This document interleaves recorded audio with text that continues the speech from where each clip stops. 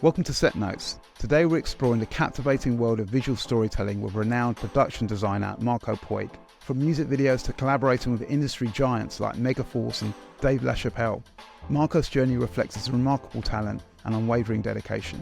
Join us as Marco shares invaluable insights into the intricate process of production design, drawing from years of experience with an immense portfolio featuring iconic commercials for Apple, Lacoste, Burberry, Nike and John Lewis. Marco has undoubtedly shaped the visual landscape of modern commercials. So buckle up and let's dive in. Action!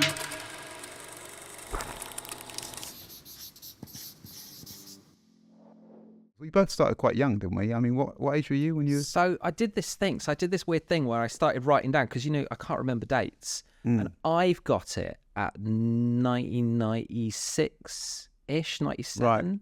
Right. That I sort of started working. So the first thing I did was for the National Film and Television School, that I helped someone who was graduating as a production designer out with their end of year short film. So I think that was the first thing that I ever did. So did you go to film school? Or no. So what? I went to you art school? Yeah. What art school did you go to? So I went to St Albans College of Art. Yeah. But there was a really interesting bit that I wanted to talk about with that, because it was only as a result of failing to get in to Nottingham and to Exeter. And it was one of those things where I realised that was the first time in my life that I'd failed at anything and fucked something up. You know what I mean? Before, I'd gone to this really good school and I got really good GCSEs, A-levels. Really? Despite the fact you're clearly dyslexic? Yeah, I did all right. And then on foundation, I got a distinction and stuff. Everyone thought, you can get into wherever you want to go. And then they both rejected me. And I don't quite know how much of an arrogant arsehole I was at that time and whether that was it. Because thinking back to the work, I think the work was okay. So I think it was probably more me. And then that gave me a real kick up my arse, I think, failing and then, getting somewhere through clearance, which turned out to be really good in the end. I think that kind of put a sort of fire under me. Yeah. And sort of drove me a bit to constantly put more effort in than other people. Right. Yeah, I can imagine. I mean, I failed for all of the first period of my life. And it's only when I went to film school that I started doing well. And I was the only one in my year to get a distinction at film school. And everyone thought it was a scandal. They thought I'd done something or cheated the system somehow. No one could quite believe it. At least of all me, actually. But I had the opposite experience when I actually thought I'd amount to nothing. So when I did discover something that I actually wasn't terrible at, I grabbed hold of it with both hands and never let go. Yeah. And I had friends that I went to school with that were really talented. There's one guy, Sasha, a friend of mine. He was a brilliant photographer, a brilliant bass player, one of the best bass players I've ever heard. So he could easily be a session bass player or even in the band, and he could be a really good high-level photographer. And this is back when there weren't many really good photographers. And he was a filmmaker as well, and he knew more about filmmaking than I did, and he was younger than me. And I was really jealous of it. Well, not jealous, but I admired him. I thought he was going to be... And then what happened through life is because I just did one thing okay, I just stuck with that and got a little bit better each year. And he had too many things going on, so he never had a career in anything. And he looks at my career now and goes, you did well because you stuck with one. It's like digging for oil and just digging deep enough, Because I think it's been wider, because it was very much, when I was younger, it was photography and I was really into that. And then everyone was encouraging me to go down that path. And then I sort of discovered art. And so I got much more into that and had this dream of being an artist. And then, after graduating, after trying that for a year, and it's quite rough in London, on income support, job seekers allowance. And so you have back in the 90s as well. So this is back in the 90s, So mid-90s. And then starting to work in art galleries. And then sort of the whole bit the way it goes into film, it's always been there as an ambition. So I remember as a kid wanting to be a BBC cameraman, wanting to be on top of the pops and moving those cameras around and stuff. And then, photographer and then an artist. So it's always been there. And then just sort of some opportunities that I've been quite lucky, I think. And then just helping out a few people and then realising, when it all started, I was sort of running on a couple of jobs. And I really didn't take to that very well. I didn't like being told what to do, yeah. Yeah, so it was literally 2 jobs. And then a friend introduced me to Mary Calderwood down at Flynn. Yeah. So already I had a portfolio of kind of events and parties. And had you already defined yourself as a in the art department, as that was your thing. But it's but it's kind of but it was like events, parties, that kind of thing. So it was making sets and things like that. Building things. Yeah. There were big, and also this thing that I'd done for the National Film and Television School. So, but going back before, when you were at art school, what sort of materials, forms were you kind of attracted to? Were you, what was your kind of formats? I was like an expressionist painter. Right. So it was like, it was oil paint, big making canvases. a big mess and yeah. So it was figurative, sometimes going a bit abstract, but it was very focused on painting as a thing with sort of conceptual links. Bizarrely to monkeys, it was all about apes and monkeys and things. Right. But then I think it just got to this point after art school where I sort of came a bit disillusioned with it all, because you put on shows and you watch people as they come and look at the art, and they literally will look at it for 4 or 5 seconds if you're lucky. Yeah, right. Walk past it and pick up a glass of wine. Yeah. And you think, I just worked on this for a year, and you've just walked on. And it's still the case, but I've realised I've because I paint as well, that I've realised that that's fine if you want to do that. The process of actually making it is where the joy is. And I think it's the same with what we do, that it's part of the process, which is great. The actual watching at the end is a bit like kind of, oh yeah, okay. Yeah. That's it. Did you have a sense of whether you'd be more suited for working within a group of people, working individually? Because if you're going to be an artist, you would be working solo, presumably. And you'd be driving your own career just as a kind of lone wolf type character. But what attracted me towards film was I dabbled in stills, and I actually did a course in photography first. I was into jazz music at the time, and I was going to go and become like a jazz club photographer or something crazy. Isn't there such a thing? No, I don't know. It's just this woman was trying. You pay this woman to basically kind of formulate a career for you in photography. So I went up to north of England to see her, and she's a portrait photographer, and she works out what you're good at. And she just took my interest and went, okay, well, you can do that, but in photography. But anyway, I realised that I might not be best on my own, left to my own devices. I think I'd quietly go mad. So I chose film because it was a group activity. Did you feel the same? Do you feel? I never thought about it in that way, but the fact is that it is a group, and that's the bit that I enjoy, I think, about it. It is meeting those other people. And what's great about commercials is it's all over after a few weeks. So if you don't get along with the people, it just doesn't matter, doesn't it? I totally agree. Yeah. I mean, I always think it's like the penguins at the end of Madagascar, and you can just smile and wave at the end. And move on, and that's Yeah, I think the group dynamic thing I really enjoy. And I think, also over the years, I've got a lot better at it. I think that's the point as well. That I think there was I don't know, I think I could be a bit full on. I think at the beginning, you're so passionate at the start of your career that you can sometimes lose sight that these other people do have families to go back to. And so, I'd be a bit too full on. And I've relaxed in that way and learnt how to be as prepared as possible right from the beginning. So I think that's what I've recognised with really good directors, and I think really good art directors. If you're really prepared, you have all that information to hand, so then you can distribute that information, and then everyone can go off and do their job. The point where it all doesn't work is where people are really flaky and haven't done that work, haven't done the work beforehand, and then everyone's waiting around for instructions, really, and it all starts to go wrong, and then you limit the amount of time you've got. For me also is when people start losing confidence in you, which I got in certain jobs at the beginning of my career, because I really didn't know what I was doing. I had a bit of technical knowledge, but I wasn't very good on set politics and understanding the bigger picture, and how it isn't my money, it's someone else's money, and there's a whole hierarchy to that. Do you know what I mean? And supporting the director and all that stuff. Didn't really get that. And so I got a sense that when things were going wrong, I got this sort of sense of things were, and then I was running on fear, and I was one step behind. Whereas, as you say, with preparation, if you come on and you don't get into that kind of, because the moment people start losing faith in you, the whole dynamic changes on the film set. Have you noticed that? It's like maybe not for years probably, but for me early on, certainly. Well, I think we're going to talk about Rob Sanders, who I used to work with lots.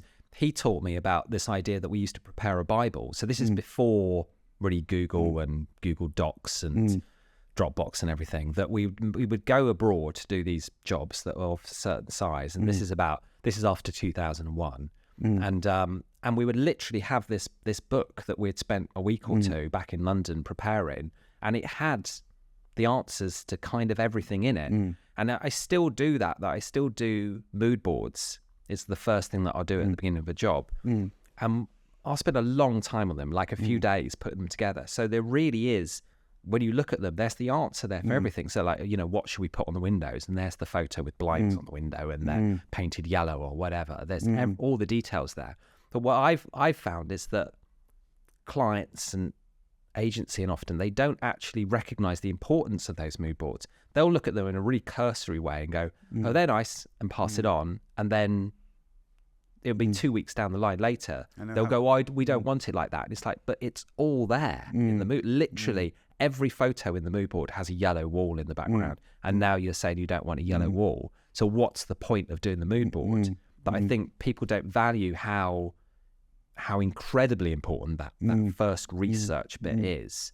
In those old days when we did the Bible, it was literally just really mood boards. Now I think with the advance, with like SketchUp and stuff, which I use a lot, that I can really sort of create everything, even if it's a location, create everything in SketchUp. So everything's so pre-prescribed, right? In a good way, I hope. Is that one of your favourite periods of the sort of workflow of your process? Is that the early stages when it's all in the imagination and you're putting it out onto paper? Yeah, I think there's two bits. I think the first bit, mood boards and being on your own with SketchUp, and I use SketchUp almost like a collage kind of thing. So it's there's a warehouse where millions of people have put things they've made, and you can literally go in for free and you just grab things, and then you can sort of take bits away, steal that door, steal that window, and then collage it kind of together, and then you can really see how it's going to work. So that bit's really good, the mood board to that. And then I think the first bit where you go on the director's recce's,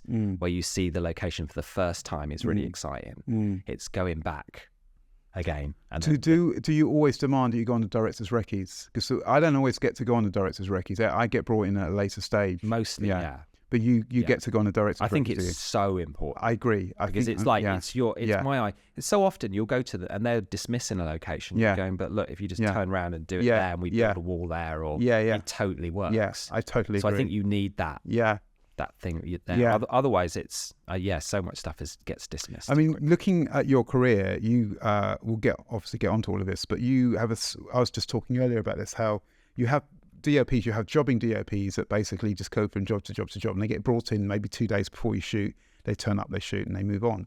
And then you get the other DOPs that's more my type, that I like to get into bed with directors and kind of build a relationship with them and do a body of work with them, and try and help them through the whole kind of, try and be involved in more of the process with them. So some invariably end up as friends, and they'll call me into the edit, or they'll when they get a treatment in, or when they get a script in, they'll call me up.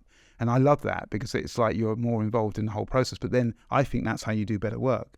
And certainly looking at your website, you've got long-standing relationships with directors that have gone. But when I think it really works is when all three of you are all bonding together. Because then when you're going to a location, because there's nothing worse than you can build a set, or you can dress a location, and then a DOP can come in and light it in a certain way, or use certain lenses, whatever, and it can look like shit. And then you get someone who's really good to come in, who really gets what you're trying to do, and makes magic.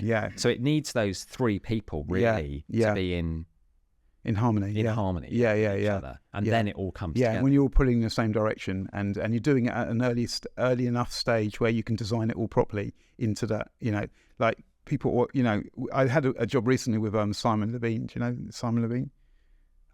Might. He does comedy mainly. But we went to Bulgaria, and we didn't really have much money at all. And we were working with a Bulgarian set designer. Lovely woman, but didn't really understand the references at first. So we ended up basically just going on these long Zoom calls, and she had SketchUp like yourself, and she was just talking us through everything she was doing, and we were designing it with her, myself, Simon, and her. And Simon loved that process, because normally he just hands it over to the set designer, and he just, and he comes back to revisit it, like, after it's kind of pretty much been done, right? But we were involved in that whole process, and then we started working out ways of, because we only had enough money for 3 sets, but there's 4 sets needed, and then we worked out a way of kind of repurposing one of the sets, and then that way we could put more detail into the other sets. And I know that's the first time I've ever been through that whole journey in such an intimate way with someone, and we got such a good result out of it. And it really getting the DOP on board is really important. I remember doing this job for, I don't know if it was L'Oreal or something. We built this huge big waterfall, and Denzel Armour Brown was DOPing it. And we had, if you have a waterfall, you have this solid rock face with water coming down, and it's like, and then you have your person, but how do you kind of backlit everything? It just doesn't work. So Denzel was saying, you make this fissure into the rock like this, and then we can have the sun setting. So if he hadn't been involved right in the beginning, it would have looked shite. Yeah, right. And I think, but also, there are things that as time goes on, I know you understand. It's going to think. Now. Yeah. So I think, so you arrange the windows. And you build the set so that that wherever you look, it's a strong visual image. Yeah, right. Because there's nothing worse than, especially in London, sets are flattage that you then get canvas and you wrap around it. And there is nothing worse, I think, to shoot than a canvas that's wrapped, a flat that's wrapped in canvas with a few props in front. Yeah. Because it just looks like shit. Yeah. And then when you go to Eastern Europe, the way that they do it is they build the room. It's cheaper to build the room out of a chipboard and plaster it than it is to buy that canvas on those big rolls. So immediately, you can put a little bit of life into the walls. And then also what I've realized is that you just don't have blank walls in a set. Like almost never I'll have a blank wall. I'll build in like all the architrave, all the cupboards, all these kind of units and things are all built in. So the actual amount of props that you need is much less. Right. Because I think at the start of my career, I remember those, did you ever work on those Sainsbury's jobs that HLA used to do? With what's his name? Mark Charrick. Yeah. Did so many of those. And I used to just get shitloads of props. Like, there would be this set and it would be like super high vans of super high stuff just arriving. And I've realized that you don't need to do that. You can actually you can do the work in construction, and that time you've spent in SketchUp before. And then actually you don't need that many props. You just need a few things. And then the end result feels so much more real. Yeah. There's no dead space anywhere. I totally agree, because that's not how most people live. Most people have a house that's a properly architectural built room, and they dress it sparsely to make it look nice, right? They don't just throw loads of stuff at it, unless you're going for that kind of cluttered look. Yeah. But a lot of the time, what frustrates me is when there's too much clutter in there, and then when you take it away, like you say, you just have this kind of canvas void that and so either way, it's funny you say that, because I didn't realise, but you're right. Every time I've shot in Prague or Ukraine or Bulgaria or wherever, they've always built really good sets. I mean, it has its advantages. Also, the sound is amazing. That when you walk in, it sounds like a real room. The disadvantage is when you want to say, "Oh, I'm going to float that wall out." It's like, "Oh shit, it's all plastered in and there's all cracks and everything." Yeah, I've had a few nightmares like that. Then even if you dictate it beforehand that this is a floating wall, it weighs a ton. So getting it out, it gets destroyed. It's funny. I remember the first ever set build I did, and Steve Chivers was the DOP on it, and it was for a band called Kick Angel. So this is like 1997, something like that. And I remember he said, because I had drawn out like the set plan, and he said, "Oh, we need to make this floating and this floating," and I didn't know what it meant. And I literally thought we had to make these floating. These walls are all going to float up in camera or something. Yeah. So you learnt on the job then, basically. Yeah. So I went in, because I was talking about Mary Calderwood, at Flynn, and she was brilliant and gave me the opportunity to kind of, with very, very small jobs, with literally £100 or £200 budgets, and then, got all my mates in, and we These are art school mates that were all construction people that you've met in the pub. Yeah, they're like one or two of them are art school friends. And then I think also, I've forgotten, I also did a short film called Dance of Shiva. And I was just a lowly art department person on it. But it was, John Box was the production designer. Jack Cardiff was the DOP. Oh, right. So it was the end of their careers. Jack Cardiff? Wow. And John Box did Lawrence Arabia. Yeah. Kind of the David Lean movies and things. And we were building all these World War One trenches, like at Elstree and outdoors. And that's where I met, because I was just working for free for a few weeks on that. And that's where I met some people that then sort of we started relationships, kind of working together and things. But there was a little band of us, like Adam Bartley, Chloe Short, Adam Neville, and we used to sort of share jobs. Right. So one would be the art director, Yeah. And then we would help them out, and they would get, vice versa. Can you explain to our audience the difference between a set designer and an art director? No. I don't. It's one of those things where it's almost like, I think as you get older, then you become, people think they ought to give you a bit more respect. So they call you a production designer. Production designer, yeah. Yeah. So they're sort of the same, I think. Because I've always used the term art director, but then I did actually say to someone, "Are you the art director?" She said, "No, I'm a production designer." I think I insulted her. But didn't it go back to Gone with the Wind? Wasn't the name production designer invented for the guy who did Gone with the Wind? Because he literally designed where the camera goes. You go there, that's the scene, with all the painted backgrounds and stuff. I see. So he organised everything. Yeah. So it was production design. Yeah. So if you're doing lots of painted backgrounds and they're specific to certain angles, then you would. No, I think it was just that particular one was where the name was invented. Yeah. Right. I might have got it wrong. Yeah. But I think more what I feel is when you're a production designer, that is, you're just involved right from the beginning, and it's much more, you've got much more hand in the way the whole thing feels and looks. Yeah. I mean, you read these things about feature films where the production designer is recommending which film stock to use and things like that. I don't do that. I don't get involved in that kind of stuff. Right. Yeah. So presumably the production designer would be brought on earlier than the DOP then, if they're that. I mean, I can only talk for commercials. I've only done one feature, so it's like... Yeah. But so going back to your little band of troops, so one thing I've always been a bit jealous of is art department always look like they're having a nicer time than the camera department. The camera department always, we're kind of always a little bit stressed out, and there's not so much kind of like... It feels like you guys are in a sandpit having fun, and we're kind of like just trying to get through technical problems. Do you know what I mean? But the one good thing about your crew is they come and bring you tea, don't they? They bring you soup when you're cold. That's tea. true. In the art department, you're all on your own. You're on your own. You have to get your own tea. Yeah. Yeah. No, it is nice, and you form relationships with people over the years, and I try to be quite loyal to people that I work with. So yeah, it's a nice thing. You go back years and years, and it's like Adam, who I explained earlier, he lives in Norway now, but I still try to get him involved in jobs, and that goes back 25 years kind of working. Yeah, that must be nice to have those long-term relationships where you can kind of really rely on people. Yeah. Yeah. Most of my crew are young now. So when I was younger, I had old crew. I had all old gaffers and old grips, because I was told by a producer, I don't know if you know Brave, but Michelle Stapleton at the time, Brave film, but she said to me, "You're a young skipper going to sea, and if you have a young crew, you're gonna sink your ship. You need an old crew to survive it." And she was right. So I had old gaffers and then when I got more experience, then they all got younger, and now they're all in their 20s, and I'm the old boy on set. The youth. Yeah, yeah. But it's nice to have that energy now. To have the kind of young energy when you have the experience. I like this sort of idea of we spoke about this before, but I like this idea of a kind of intergenerational set where you have the kind of like the wisdom set, and then you have the kind of the younger, energetic kind of up. Well, it really happened we did this before the war in Ukraine.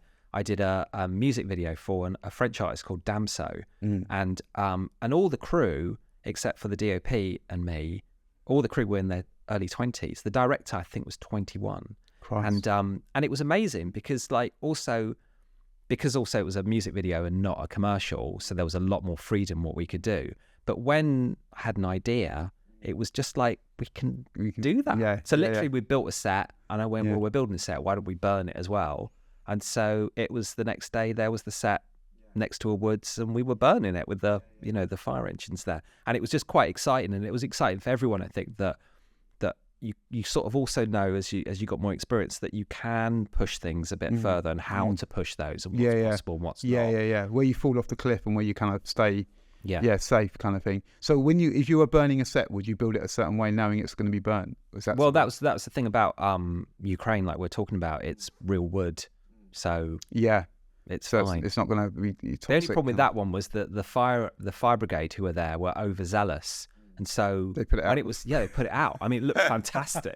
And then this man ran in with a hose and started dousing. And then we managed to do it 3 times, I think. Right before the end. But it's fun. What, burn it 3 times? Yeah. Right. So it's that thing where it's through a window and it's a bit backlit, so we got away with it. Yeah. But what was nice was the energy, I think, from the young people also in set. Yeah. They were so excited by everything. Yeah. They've seen it for the first time. They're not like world weary like us now. Right? Yeah. Well, I don't get to, you don't on commercials get to burn sets very often, do you? Yeah, that's true. There something's gone really badly wrong. Yeah. There are certain, especially British commercials, I find you're sort of stuck in the kitchen or the living room. Yeah. A lot. And the great thing about doing sort of American jobs and Canadian jobs and things like that abroad is that they feel like they've got a lot more scope, and you're doing then stadiums or other environments and things. What is the majority of your work abroad now? What would you say what percentage would you say is abroad for you? Well, I've done like 2 jobs here, but I only do like about 6 or 7 jobs a year. Yeah. I try not to do that many jobs. So I try to pick them and do stuff that I think is good. Yeah. So that's really interesting to hear, because most people assume that when you're successful, you just do job after job after job. Yeah, but also the jobs last for 3 or 4 weeks. Yeah. So I think that's the point that, and I don't like to go from one job to the next, and I never do 2 jobs at the same time. Right. So I know a lot of other people will do that, one job at the same time. I just think it's so stressful. I totally and then also agree. You're just not giving your all. Yeah. And you're getting paid well, and it just feels to me like, no, if you've got me, you've got me. And especially when you're abroad, you've got me kind of all the time. Whereas when you're in London, it's different, isn't it? You go home and you want to go to Tesco's and get dinner and watch some trash telly. And that really does frustrate me when you're working with you're doing a prep with a art director, and then you turn up on the shoot and they've disappeared and there's someone else there, and you're like, well, hang on a second, what about this relationship I built with you and all the things we discussed? And that I find that and you're right, because people take on multiple jobs. Yeah. And that's going back to that point of like building a relationship with certain directors, and being at the early stages of the evolution of the idea. But I find that with actually, when I'm working abroad, I'll have an art director, a local art director, who does all the more admin-y kind of stuff. And often I find that they feel it's okay to not be on set and not to be, and especially the last day, they'll just disappear. You won't see them at all. Yeah. It does grate a little. Yeah. I find. Yeah. The really, really ones I love the most are the ones that look at the monitor as well. That's another thing for me. Pet peeve. I can't tell you the amount of times that hair and makeup go into a shot without looking at the monitor, and they start, sort of fluffing something, and you're like, have you seen the frame? It's like, but certainly. Well, recently I found with the monitor, we were doing the John Lewis Christmas ad, and we shot it on film. Yeah. And so it wasn't used to looking at the monitor from the tap, the film tap, which is so shit. Yeah. And there was one really embarrassing bit where we had the Christmas tree, and we only had enough dressing to do half of it. And for about 5 shots, it was actually turned sort of halfway through until someone else pointed it out. I was looking at the monitor, but it's so just this mash of grey. Yeah. Like, you got to train your eyes again to see that stuff. Look through the lens. Yeah, look through the lens, which is tricky to kind of keep going back to the lens every time. That's what we used to do. I used to share the eyepiece of director and art director. Yeah. So should we talk a bit about Rob's? You got your band of collaborators now, and you're with Flynn, and you're starting to do music videos, right? So with Flynn, so I'm working with Sam Brown, Paul Gore, Alex Hemming. I don't know those names. Sam Brown's a big director now at Rhodes, apparently, isn't he? I wouldn't know. And so we were doing like, really sort of small stuff in the beginning, and then that sort of grew to some set builds. And so I think it was that thing. I remember always thinking, when am I going to get a set build? When are they going to trust me to do a set build? And then that sort of finally happens, and you get to sort of play and work out how that works. But the first sets I did, they were pretty awful. Right. I think when I think back, all those tricks that I was talking about earlier, about making no dead space and stuff. Yeah. There was a lot of dead space on those sets. So when you first evolve into building a set, you probably relying quite heavily on construction. Are you not? So what's the relationship like with construction you have? So Jasper Freeform was my construction manager and had been for a long time. Yeah. And he was really amazing, because this is also pre-SketchUp. So you would be just doing sort of quite basic sort of set plans, and then they would interpret it and and would they be like structural engineers when you get into some of your more complicated sets? Yeah, and presumably you need someone who's a structural engineer to say this isn't going to. Yeah, sometimes I think on the level of these ones, no, we never had a structural engineer in. They're just very clever, competent kind of people, talented people. Really talented sort of builder types well, they just understand how you can build this out of wood, essentially. Right. Yeah.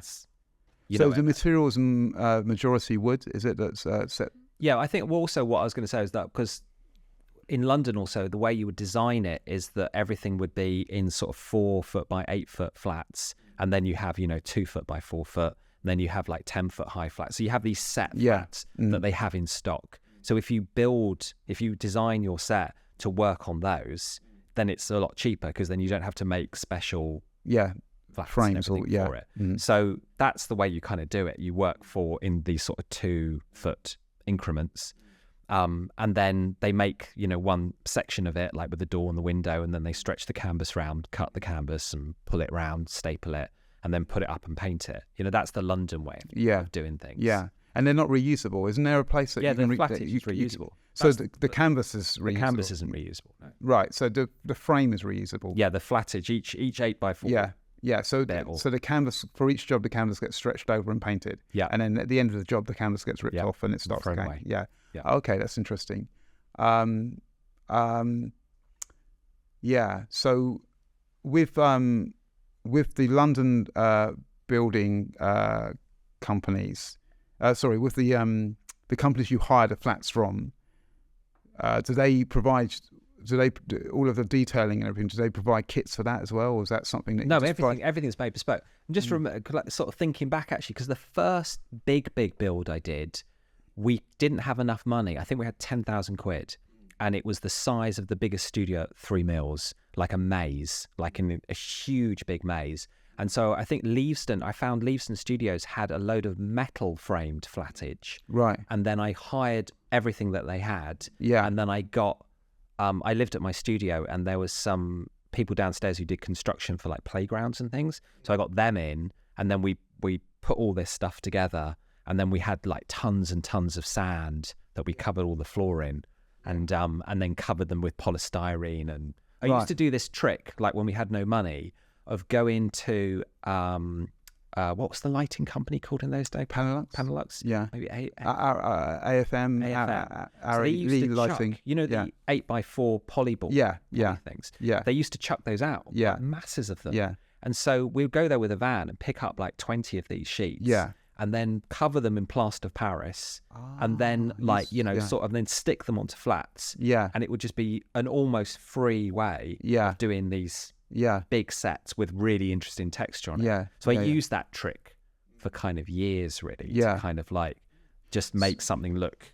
So in a way, you're kind of like, it's a little bit entrepreneurial, this, isn't it? So to be, a set design art director, you're working. So you get allocated a budget, presumably, and then you work out how to distribute that budget in terms of construction to make in London jobs. I think in the beginning what it is like art school kind of makes you into a skip hunter. So a lot of the time we are just looking, either breaking into buildings and stealing things. They would like derelict buildings. Derelict. They were derelict.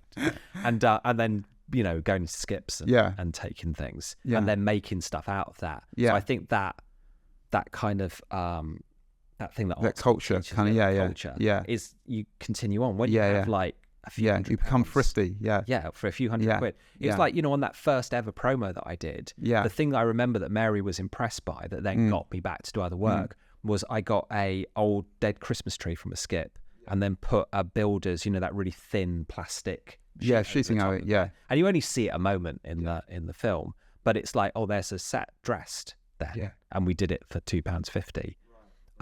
So I think it's that kind of thinking. And then, then I did a music video for Rob Sanders, which is then what then sort of catapulted me into commercials. And the same thing with that, we did a set was exactly with a polystyrene on the back wall. And then that was hidden behind loads of sheets of plastic that I burnt, and then we stuck the plastic together with crop clips and made this wall that was like 20 meters long by 4 meters high or something. But you burnt the plastic. Yeah, so it just looked, it was supposed to be this really kind of like so it had a dystopian kind of. So imagine white plastic and then getting a blowtorch. I mean, it's good for you. And a blowtorch and like burning all these holes into it. And then cutting it and then sort of clipping it all together. We bought like, I don't know, 10,000 crop clips and stuck it all together. So it was this crazy huge it's sort of ingenious kind of way of kind of upcycling stuff and you know, trying to get materials that you think will look good on exactly, on film. And knowing that you can backlight it, so it will glow, and then knowing like the polystyrene plaster will look like a plastered wall, and then you can gouge into the polystyrene to give it aging, because it's got that much depth, so it looks like you know, bullet holes, or So you know, it was on that job where we had, I don't know, might have had $6,000 or $4,000 or something like that, and then we made loads of models, and I just remember all of us put this huge amount of effort into it because we knew Rob. This is Rob's music video, because we knew that I'd never done a commercial up to this point, and that's obviously where the ambition was, because we weren't getting paid much for the music videos. So then we put so much effort into that promo to impress him, and it worked. You know, and then you know, quite soon afterwards, and it was literally the day after 9/11, we were on a plane going to Ireland to do a Guinness commercial. So, you know, I think also maybe before that we'd done takes it back to yell.com. So the Yellow Pages tried to be Google, and they had yell.com when we did an ad for them. And that was also with Rob. And this is at the time when it was Helen Langridge and the husband Mike Wells. Because Helen's really good at spotting talent as well. So I can imagine when Rob mentioned you to Helen, she would have gone, you know, because she's really good at spotting kind of young talent and nurturing it, isn't she? So that would have been that's a good company to get in with as a young kind of creative. It was like a little family, because I think you've worked with them quite a lot as well. That in its day, it was like, you know, when they had that office on Great Portland Street. It was nice. You know, you could go in and they had that sofa room and tea with Daniel and everything. It was really nice. Wonderful Daniel. So so yes, and then it was years really working with them, you know, and as I said about the Sainsbury's jobs, did so many Sainsbury's jobs with Tom Vaughan and Mark Charrick and Rob really then becoming basically a mentor, I think, and like, you know, without it actually being ever talked about, it was the fact was he was taking on this quite young art director off to Budapest to do these huge big jobs, and or to Madrid, and you know, him sort of showing me the way that it should be done, and also he's got an incredible eye, so then sort of pushing all the things that I would present, pushing them even further. So it's really good timing for you as well, because Rob must have been art director-less at the time, or you must have impressed him so much that he pushed his experienced art director to one side and took you. I mean, I think John Brambles might be a little bit pissed off there. I think, I don't know what it is. It's I can't say. Well, but I mean, I guess then my next question is when you got into with Megaforce, but these looking at your work, these relationships are huge. And you get him with the right person at the right time. Well, Rob and I worked together for like, I don't know, like 16 years or something. I mean, it's a long old time that, you know, and become really good friends. I think if you know, when it works and when you gel with someone, then they do come back. You know, and also when you, like I was saying, you know, you only do one job at a time. So you try to put everything into each job, really means something. But I think, you know, like what I was also saying before about, you don't then have to be mental about it. You can play nicely, but also you can be very passionate and. But you learn that with experience. I mean, I don't think you can get both. I think you need the passion to drive you at the beginning, and because of that passion, you're going to have a bit of an edge to you because you have to fight your corner. The thing is, as a DOP, if you don't fight your corner, then you're in trouble when you get to the grade, you know, because it doesn't look good. Do you know what I mean? And there's no way back from that. Well, it's exactly the same with as an art director. If you are lazy in the beginning, if you let things go in the beginning, and you go, oh, you know, we don't need that cupboard like built into the wall there, or we don't worry about plastering the wall, we'll just do it that way. Then you come on set and it looks shit. So it's often that beginning bit, you have to do the work in the beginning with the mood boards and the SketchUp. you know, and don't do SketchUp lazily where you're just going, oh, there's a wall, there's another wall. Well, you have to put all the detail in, because once it goes down the chain and you've gone abroad and then there's all problems and not enough money and not enough time, that initial thing will get filtered down. So if you start with it already a bit compromised, then it will go really bad. So you start with it much, much more, and sometimes more than you know you can actually do, so that it then comes back to something that you can still stand by. Yeah, that's really, really. But I've really learned that thing about any time that you let things go or you have a little bit of laziness, it comes back and bites you. You have to be on it, and you have to think it through. And it's also about, you know, because I also realize it's about organization. That now what I do is, you know, at the start of every job, I'll set up a Dropbox, and it will be like, there'll be all these categories, and then that's shared with everyone. And then that's, you know, everything's really organized so that you can find everything really quickly. There's nothing worse than that bit where someone's asking you a question and you can't answer it. Yeah, and it's back to that thing when they start losing a little bit of faith in you, and then it's really hard to get that back. At the moment directors start going, I'm not sure if I'm with the right guy here. To get that back, it's almost impossible, right? So you gotta impress, like you say, impress from the beginning and have everything like solid from the beginning.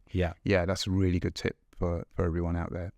And it's true of, as I say, true of DOPing as much as your department. But what was amazing about Rob was he was letting me do jobs that were really big, like Syntegra that we did in Budapest. You know, it literally, we came into this concrete abandoned stadium, and we dressed the entire thing as like an Olympic basketball match, and the set was, I don't know what, 100 meters by 50 meters. I mean, it's huge. And just going back to the team you work with, your construction manager, is that the same person you've been working with for a long time now, or was it? Yeah, we worked for years, but you know, when you go abroad, you're thrown in with different people each time. Right. So, but you know, like in I went back to the Ukraine quite often, and so I'd be working. I try to work always with the same people if they did well. So then relationships form and you know how it works. What doesn't work. So what skills would you need? Because I'm just curious as to when you first started your journey, you were kind of like me, a bit of an imposter, and there's certain skills that you kind of need in order to not get found out. And that's okay when you've got a construction manager in the UK, it's got your back because he knows he's going to get booked again if he looks after you. But when you're abroad and they don't have that need to sort of protect you. But when you're working abroad, I think you know, you're presented with some CVs in the beginning of the art director. So you just look through them carefully. But you choose the best possible person. So they're also an art director. So you're the kind of art director who's come as a director, and they're also an art director, a fully skilled art director. Yeah, sometimes. I mean, I've worked often, like when we worked in Budapest with Rob, Chubba, the art director out there. I mean, he was way more experienced than I was when I was going out there at 27 or whatever it was.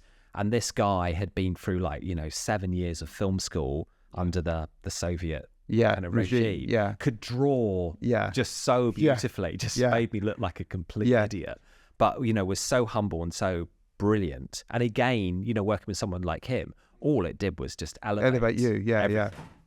But in those days I was a bit of a control freak. I remember on like this Audi job, then I insisted on painting every painting in the art gallery that we did. You know, it's that kind of, in those days, I remember we did a Kodak job, and I would insist on aging back the entire huge Kodak billboard. I mean, there's no reason, now I look back, why I didn't just trust someone else to do that. It was ridiculous. But I think it's that enthusiasm in the beginning where it's like, no, I can do this. I want to do this. But it's also learning about your craft as well, knowing every aspect of it as well, to be able to do that yourself. And then you know what it entails. So when you're delegating that to someone else, you understand it. Yeah. I've never, wood and metal.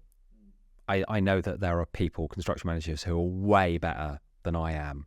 Who, so I always sort of let them do that. When it comes to the physics of it, is that something that you definitely have to hand over, or do you have an understanding? So if it's scary, kind of like worrying health and safety wise, then structural engineer, stunt people, riggers, all those people need to get involved. And that's that's so important, isn't it? I'm just helping out some directors at the moment with a pitch, and it's so scary what they want to do, and it's like I don't know actually how you do it, to be that safe. So I wrote an email this morning that said exactly that. That was just like in capital letters saying, we need to talk to all these people, and we can put them on wires, which makes them safe, I think, but there's still things can go wrong. How you mitigate that risk is, the scary bit of it. Yeah.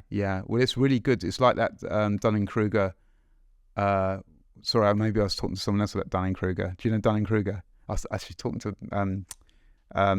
Christian about it. Dunning-Kruger's when it's an effect that actually became popular after Trump's came to power, and it's a condition, a kind of psychological condition where you don't know how little you know. So when you know a little bit about something, the human general human reaction to that is to think you know more than you know. So they have all these tests of like pilots and stuff, and they show them a little kind of mini tutorial in flying an aeroplane, and after they've watched that, they think they can fly an aeroplane because that's a human condition to think you know more than you do.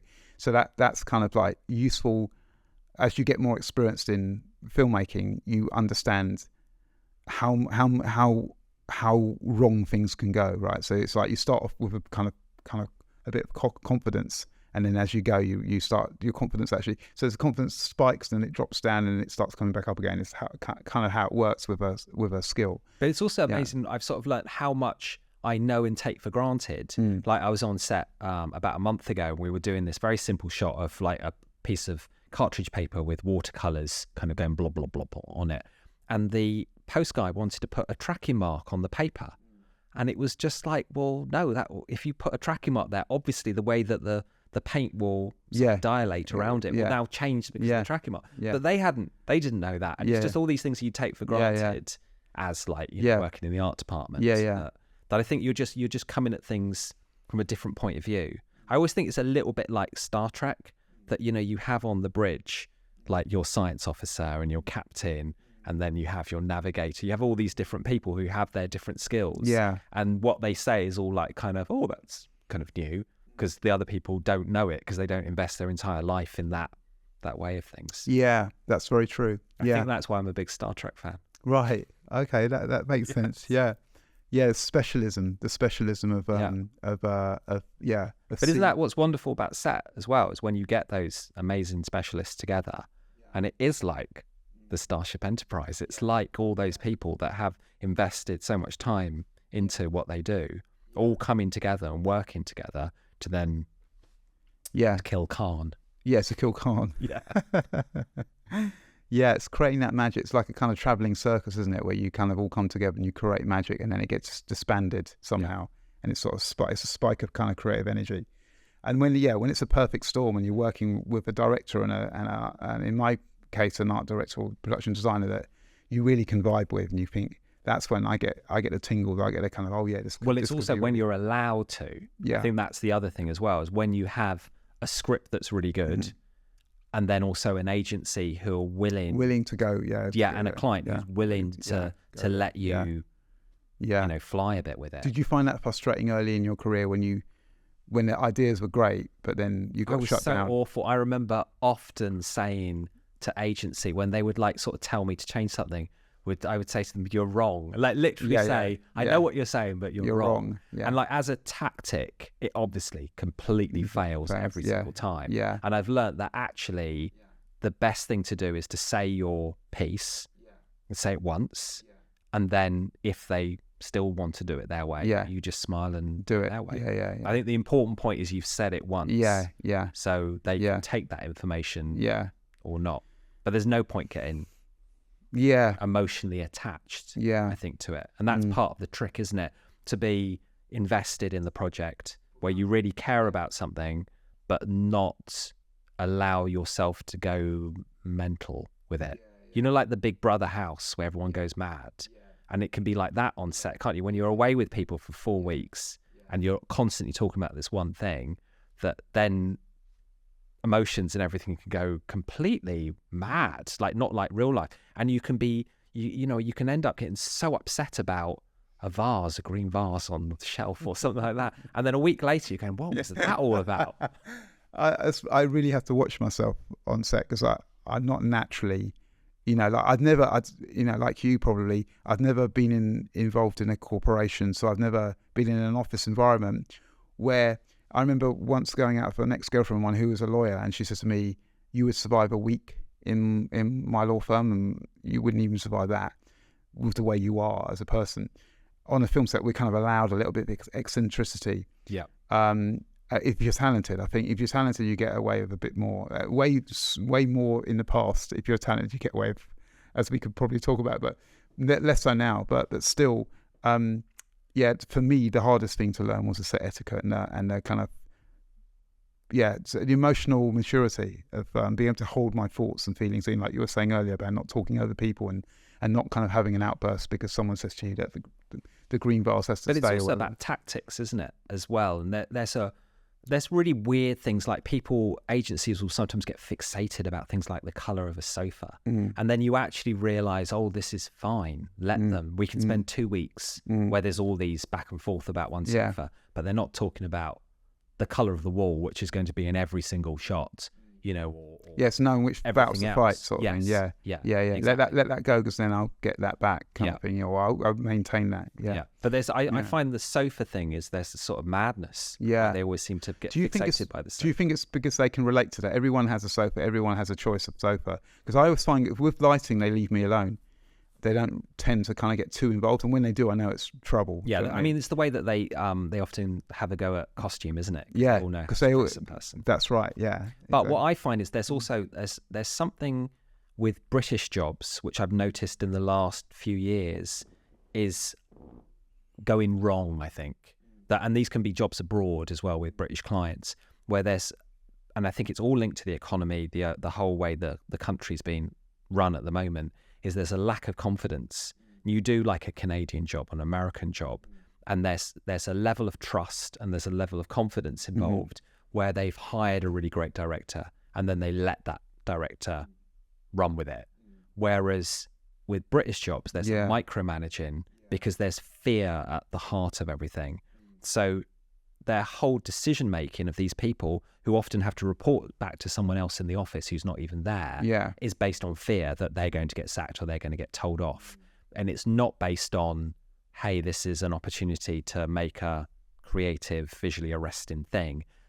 All they're looking at is the problems inherent in, oh no, they're going to think that sofa looks too old, or oh no, they're not going to like that colour, or I personally don't like that colour.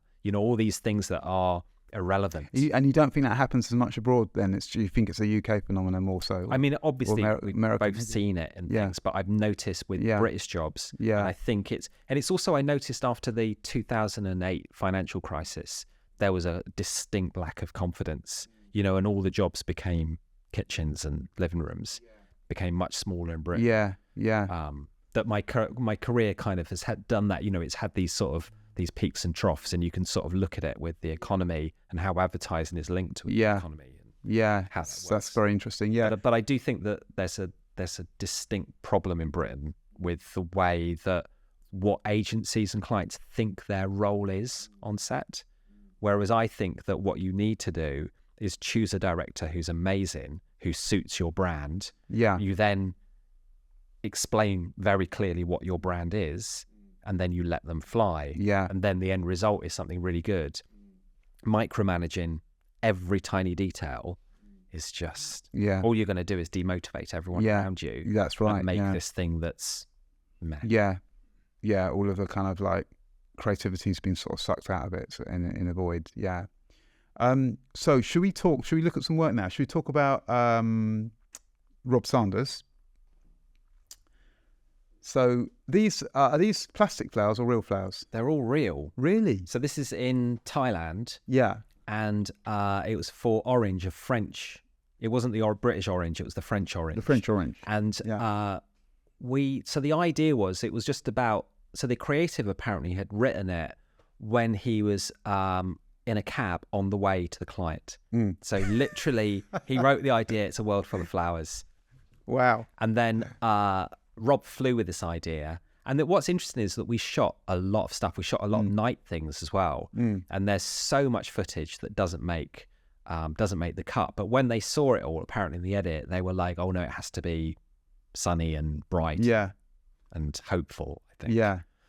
But it was like, they brought in, I think it was from Malaysia, we had truckloads flowers coming in, and then through the night we had teams of people plucking every flower. So it's like all hand plucked. Every single one's hand plucked. Wow. I mean, this horse shop was a total nightmare. So the horse it'd been trained, and every time that we would take the horse out into the water, we knew we could guarantee what the horse does is it swims back to shore. That's basically what it does. Of course, when we rolled the camera, the horse decided to swim the opposite way, and we had all these longboats. You know, the Thai longboats have those big motors. And the horse is going towards it. This is what's amazing about what then happened, and I can't quite believe it. Rob, right? And you wouldn't, if you knew him, you wouldn't imagine he'd do this. He got a knife from the grip, I think. Yeah. Jumped into the water and cut the rope, because I was in the water further away, with arranging flowers. He jumped in and saved the horse by cutting the rope. Because it was getting caught all in the ropes, and it was going towards these motors. Right. Wow. Which is brutal. But yeah, we just had this kind of area that we made a pontoon around. So this bit where they're jumping off, that was a fish farm, and we saw it. We were just wrecking and driving around, and we noticed this amazing river, and then we got this amazing wood from nearby, from this guy's home. It's quite bad. Yeah, we bought him new wood, teak, and got him his old beautiful wood. Yeah, and then we just covered the whole fish farm.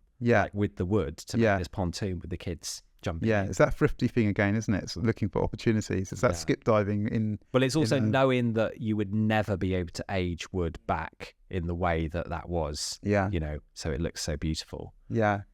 And this presumably this is all shot on film. So this, and this is in so that swimming pool one, that's in Bangkok. Yeah, that was a huge underwater rig where they had a dolly underwater on pulleys to pull the camera along underneath. So that shot's in a swimming pool. Yeah, and then the actual fish farm's obviously in the in the location. River. Yeah, that was the worst catering experience I've ever had. Was at that location, and we were put literally in the mud, on the sides of the river. Yeah, and as you were eating, these mud skippers. Yeah, sort of like the beginning of life on Earth. These mud skippers all came out of the water. Oh dear! As you're eating, they're just disgusting. Oh dear, that's enough to put you off. Yeah, and the aeroplane shot. So how did you get the I think we just used two canoes. Two canoes, yeah. And we just we put a rig between them and pulled it. Yeah. And then obviously the actual aeroplanes post in the background, getting away. Yeah. Yeah. Cool. But it's a weird one where there was so much more that we did. Yeah. That you don't see. We built these huge big plastic tanks that were 2 meters high with a plastic bottom, so we could shoot up through it with all these water lilies, lotuses and things like that in it. There was there's a lot of the night shoots. Does that sadden you when you see a final cut and a lot of the footage that you painstakingly... I think I was surprised on this one because it was probably 3 or 4 days shooting that didn't make it. But then you understand. Yeah. When you see it, it's it's airy and it's But weirdly for me, that isn't, that wasn't a huge art department one. It was they're very involved, these jobs, because there's a lot of logistics to do, but it isn't a kind of... big set bill where all the pressure's on you. Yeah. And how early on in your career with Rob was this? Oh, how many jobs in? I don't know. This will be, 2006 or something. How did you get on in Thailand? Is that the first time you shot in Thailand? Yes, I think it was. So this crew was amazing. I remember it was really good. And then we went back to do Land Rover. Yeah. And it was a bit of a nightmare. Right.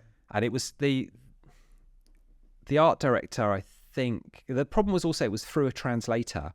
And I try to do jobs not through a translator because things do just get lost. Yeah. And it was literally on the Land Rover job. It was every day I think the first 2 days, there was only a prop, one prop, a pair of binoculars or something. And they forgot them each day. And I'm pretty clear about what's needed. And that caused quite a lot of tension.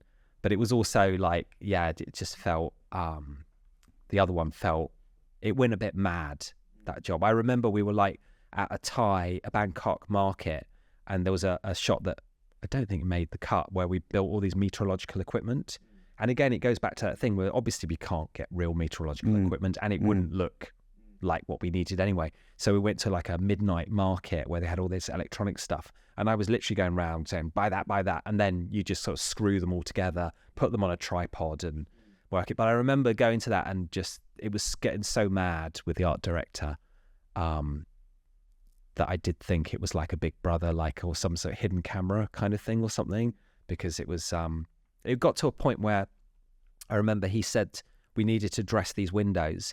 And he said, I said, we need to get some ladders to get up there. And he said, there's no ladders in Thailand. And I had to draw him how to build a ladder and then pass it across. And can you build this? I mean, it broke down, the relationship broke down to that point. Right. So, but luckily you had enough experience by this point to realise that it wasn't you. It's, Well, there was also another shot where the car drives through her flooded car park.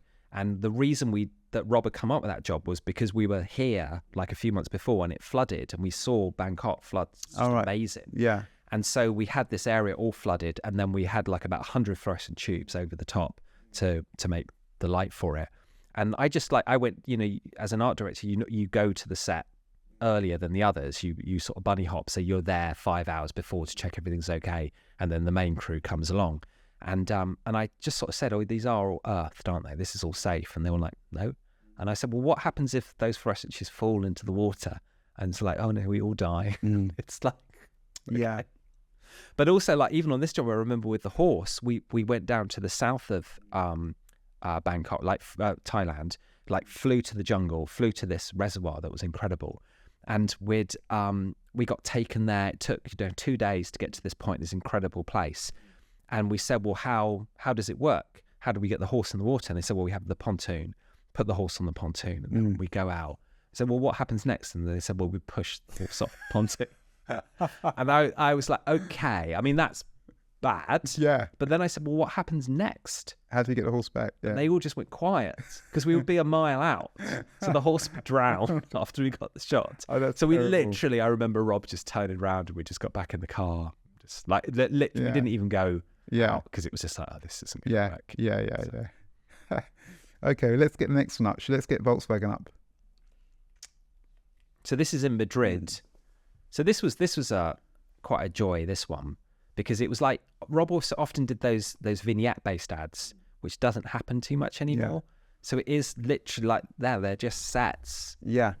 And not a lot. I love vignette ads because the visuals really lead it, right? Yeah. You just need to get the visual across very quickly. It's like a shorthand in communication, right? Yeah. Yeah. So this was built. So the John Lennon barbershop was based on, I'd been with my husband to Peru. And I think I'd taken some photos because we often, when we go abroad, have a haircut. Yeah. I don't have much hair, but because it's funny. And taking photos, so it was sort of based on those photos. And then it was in the same building, there was this room.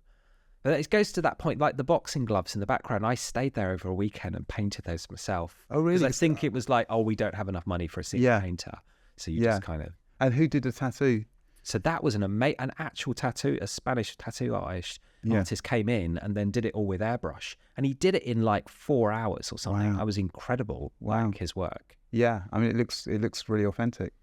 And the silk screen print of Marilyn Monroe. Well, that was this is early Photoshop kind of days, and we'd played around with the image an awful lot.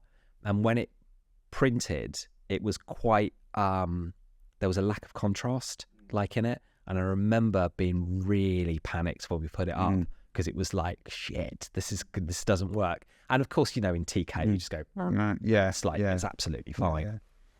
Yeah. And where was that? This is Madrid. That's Madrid. So, like that lamppost is fake. Yeah. We put that in. Yeah. Yeah. Excellent. But, it's all real. All the rest of it's real. Wonderful. Okay, British Airways. This was a great experience because we got to shoot in London, New York, and Mozambique. And the reason we went to Mozambique was it was supposed to be guaranteed sun. Yeah. And of course it wasn't when we got there. But shooting in New York was really cool. We did all that's real. So did you have to reinforce the the truck for the we built the whole bottom. Inside the truck was completely solid, like, you know, sort of structures of wood. Yeah. And then put a fake. So there was also in the English bit, there's a grand piano. So we built those 2 grand pianos. So obviously the weight of a real grand piano. Yeah, it's 2. Yeah. There. So we just like faked it. And you built it out of wood, but just with no inside sort of thing. Yeah. And the obviously, I think it's in a field. It's weird seeing these back because it's been so long. So yeah, I think there's a field like there, and that's all faked. But then, you know, then we went to Mozambique, which was an amazing experience. And there were the again, this is about experience. Yeah. But we had loads of different crews in Cape Town making all the orchestral all the instruments. So obviously the violins are real, but all the other stuff had to be faked because you couldn't put it in the sea. Yeah. And one of the companies in Cape Town had made them out of polystyrene, like the violas and cellos out of polystyrene. Yeah. And they floated. Of course they float. So there we were, like sort of trying to scrape as much polystyrene. But the density of polystyrene is always, however much you take out of it, it's always going to be floating. It's always going to be floating. Yeah. So I remember that was a total nightmare. It's one of those things, like you said, these are things you learn through experience, right? Yeah. Yeah. Any polystyrene and water will never work. Will never work. And what about the sail going up? Was that just the rigging of the sail? There's one shot of the sail going up. Oh, I don't remember that. It's meant to be like, I think it's meant to be the logo. You know, on the tail. You know, the fin on the tail. Let's have a look.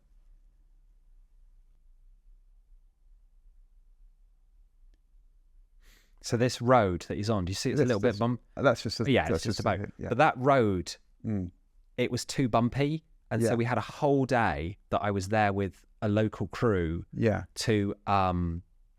To level out the road. Yeah. But it's like, you know, me, a white guy with like sort of 20 or 30 local Mozambique black guys. Yeah. And then what had happened was that the day before we had done this shot that didn't make the cut of a market that he goes past with all these fish in it.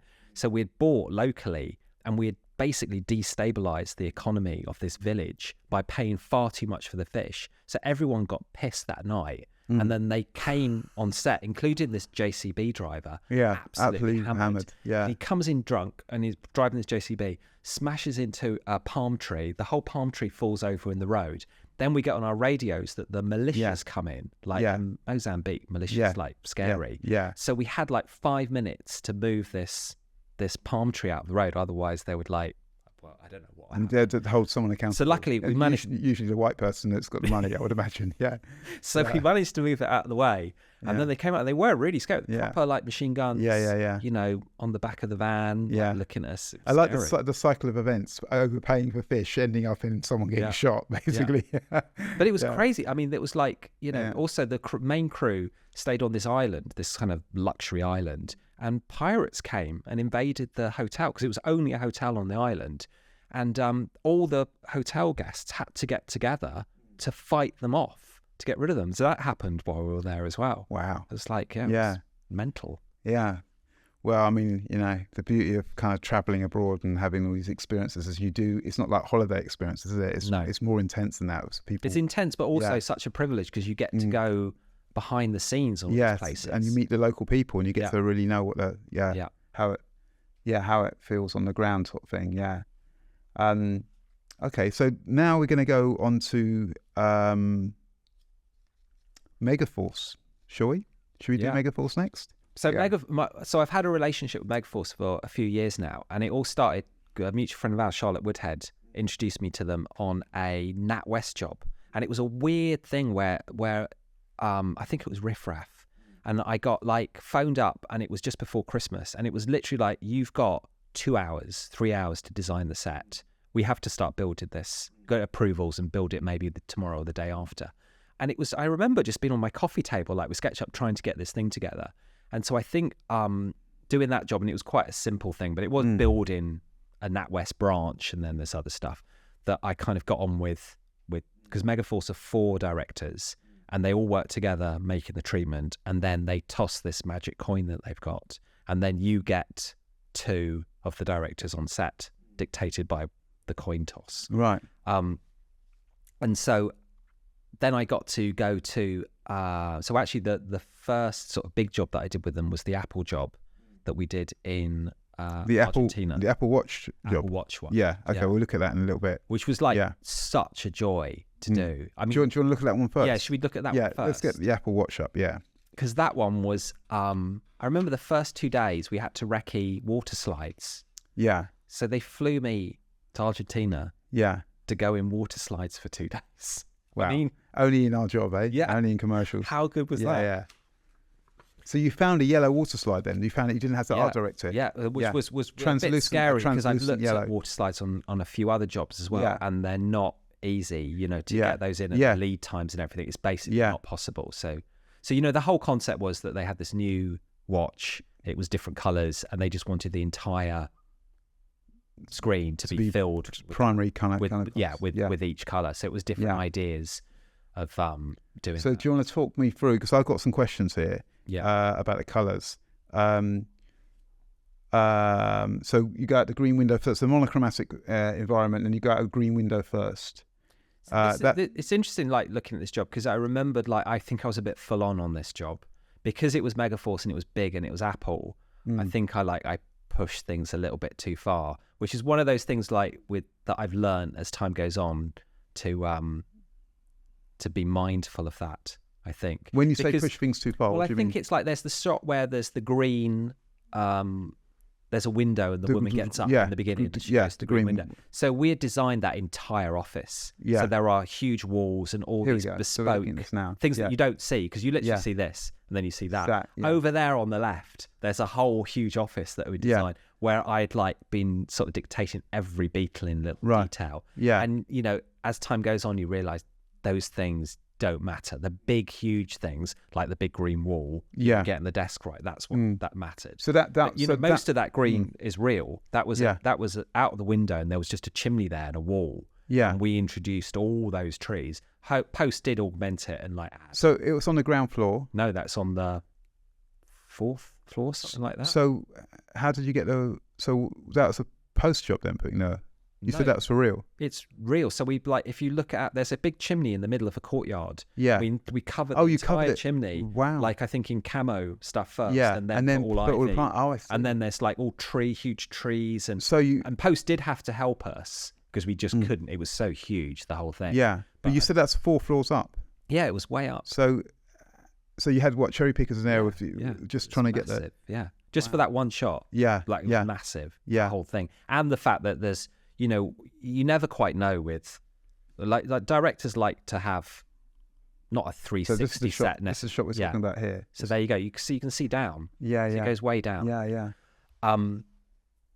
But what I was going to say was that directors often want to have 360 dressed, and then they can decide later. So you then have to make it pretty good everywhere. You don't know that, I didn't know that they were just going to be exactly this when you're doing each scene. But the amount of effort that went into it also, because also the DOP used coloured filters. Yeah. So a lot of the detail, like in the boxing thing and also the corridor where they're running. Yeah. That was each one was a day of me and painters being there and finalising, getting this amazing textured wall, which at the end of it just looks like, it's just red. Yeah. So just talk us through the colours that are actually art directed in. So, for example, the yellow basketball court, you painted that. We painted that from scratch. We made all that. The red mountain bike trail? So that was in a place called Salta province in Argentina. And it actually, it's amazing. It's like a red sort of Mars-like landscape. It's not as vivid as that. Yeah. They've bumped it up. Yeah. But this guy also, he was 16 or something. And you often don't get a sense. This is the other thing I've realised when you're doing hills. I don't know if you notice this. You don't get a sense of it unless you put the camera at an angle. Yeah. So that when you look at it, doesn't look that scary. Yeah. That was that angle. Yeah. I mean, it was so. If I went down on my bike, I would be dead. Right. Yeah. And he did it time and time again. He was incredible. Yeah. So that's under art directed, and that's just the location and the grade. I remember all it was us putting dust, moving dust into these key areas. So it was it was about 40 degrees, basically in the desert. Yeah, and then these poor guys carrying. I started doing it, and then I got lazy. crazy. And the I ran off to the agency tent. And had a banana or something. Yeah, and the poor guy on the bike in black with a helmet on as well, right? And then the red water. So which one's that? So this is the gym. So that was amazing, that gym. And you really don't get a sense of it. But we did all this incredible aging on the walls. And it was a proper old gym that we dressed. Yeah. That sailing boat one, that's all faked in a car park with a sail. Yeah. Just let's get to that. And that's a good example. That has a fire engine off to the side, jetting huge amounts of water all over the place. And are we playing this shot here? No, not this shot here. Yeah, I mean, it's only on for a second, but it's this shot here. So those sails are just sails that we put in. And we're in a car park with this thing that we made that goes around. But my point is that unless you backlight water, you don't see water. It. Yeah. And they kept shouting, more water, more water. Yeah, and it was huge amounts were going. And you don't see it at all on the thing. Yeah. Who was DOP on this? Knew you were going to ask me that. It's Benoit. What's his surname? He did, he's really amazing. He did Spring Breakers. Oh, right. Okay. That incredible movie. The Harmony Korine movie. Yeah. And, because it's all these, that's why he's perfect for this, because it's all that colour, that kind of colour. So that was a set as well, this lift. So, let's play this. And so this is a set? Yeah. So that's just a set. But, we built the full glass set, and then it's green screen behind, and then we had these lights that flicked up and made the strobing lights, like on a chase doing a light movement. Yeah. So that's just all green screen behind. With the blue, the skyline put back in. Yeah. But that is a glass lift in between so we built the glass lift. Yeah. Okay. This was an additional shot because the camera, what's the bag thing called that you put a camera in? Scuba cam. So to do this shot, something went wrong. I was on another set missing it. And so they lost, I think, most of the day. Right. So I think at night time then they did that shot of the lady coming up and it was this shot on film or video, do you know? I can't remember. I imagine film. Yeah. When was what period was this? This is about 7 years ago, something like that. Right. That's all post. That's all post? Yeah. All of it's post. Well, the parachute opening. CG? Yeah. Wow. They did a good job of that, didn't they? It looks completely open. And then that corridor's real. We built that corridor. So that's all. So again, that's the effort that you have to put in. So every poster on that wall there, we're designed. Yeah. And of course, you don't know it's going to be out of focus or whether it's going to be in focus. Yeah. So we built that corridor into a location. Yeah. And, and then UV lit it. And Yeah. And then this was a location that we painted and just added all this colour to it and stuff. Yeah. But again, that's, to get that shot of the water balloons, that's about 20 people with water balloons all throwing them at the same time to make it look like one person is throwing it and make it look interesting. Yeah. Very good. Great. Well, wonderful breakdown. Thank you. So should we stick with Megaforce now and go, what would you like to talk about next? Should we do Lacoste? Shall we? Okay. So Lacoste is like, it's got very fond memories because this is in the Ukraine that we shot this. And, the crew and stuff that I work with have become friends. And obviously with the events in Ukraine, it's kind of quite sad as well that we can't go back there and make stuff of this quality because, obviously we're going to Ukraine because labour's cheap, but then it means that we had two crews working, one through the night, one through the day, to be able to build all this stuff. So there's a lot of post in here. So Francois at Time-Based Arts did the post and it is incredible. When you think like every ceiling, we only built sort of a meter in. So I've learnt this other trick that when you build ceilings, you build the first meter coming in or 1.5 meters. So what I was going to say was that the ceilings are all post-production. So what I've learnt is that you build the first little bit of it to make sure the shadow looks right on the wall. Because if you don't have any ceiling, then when you light from above, it looks really bizarre because the top of the wall is lit. Whereas normally we'd imagine that would be in shadow. So, that bit that's at the top is real, but all the other shots, that was all posted in. And then obviously the view carries. So hang on, so you're saying you need a bit of ceiling there just to correct the shape, the right light shape at the top. Yeah. And then another trick that... but you have the rest of it open, so you have the you have the rest of it open. And then another trick I recently learned is that bit that's open, you can put a translight of the ceiling. Right. So you take a photo, we built on this one job, we built in SketchUp, like all the molding, and then printed that onto back projection material, stretched that over a stretcher and popped that into that hole. And that way, when you light through it, you get this really diffused light on the set. And when you're looking up, you don't see it as a light box because your brain says it's a ceiling. It's just lit. It's really odd. And you did that here? No, we did that on Stella. Right. Okay, we'll have a look at that later. Yeah. Okay. So talk us through the elements that are actually built here. We'll have a look at some pictures in a moment. Yeah. I think what happened was, it was like, it's quite, in the beginning when you've just got a script, and I was talking to, I think it was Clement and Raph in Megaforce about it, that it was like, it's quite hard to actually describe that if one part of the building is moving down, that when they're at one height, then the other one becomes lower. And then you have to go downstairs to another flat and then jump across, and then that slides down. It's all quite easy when you see the end thing, but right at the beginning, when you've literally just got a script, it's quite difficult to get your head around. And what Megaforce do, which I think is one of the reasons why they're so good, is there's 4 of them, and that they formulate the idea together. So 4 people are verbally explaining to each other ideas, whereas normally you get one director who's in his own head and he has to write it down in the form of a treatment, but there's still a lot of opportunity for wishy-washiness and kind of things that sound good on words but aren't necessarily good actually if you built them and they're visually.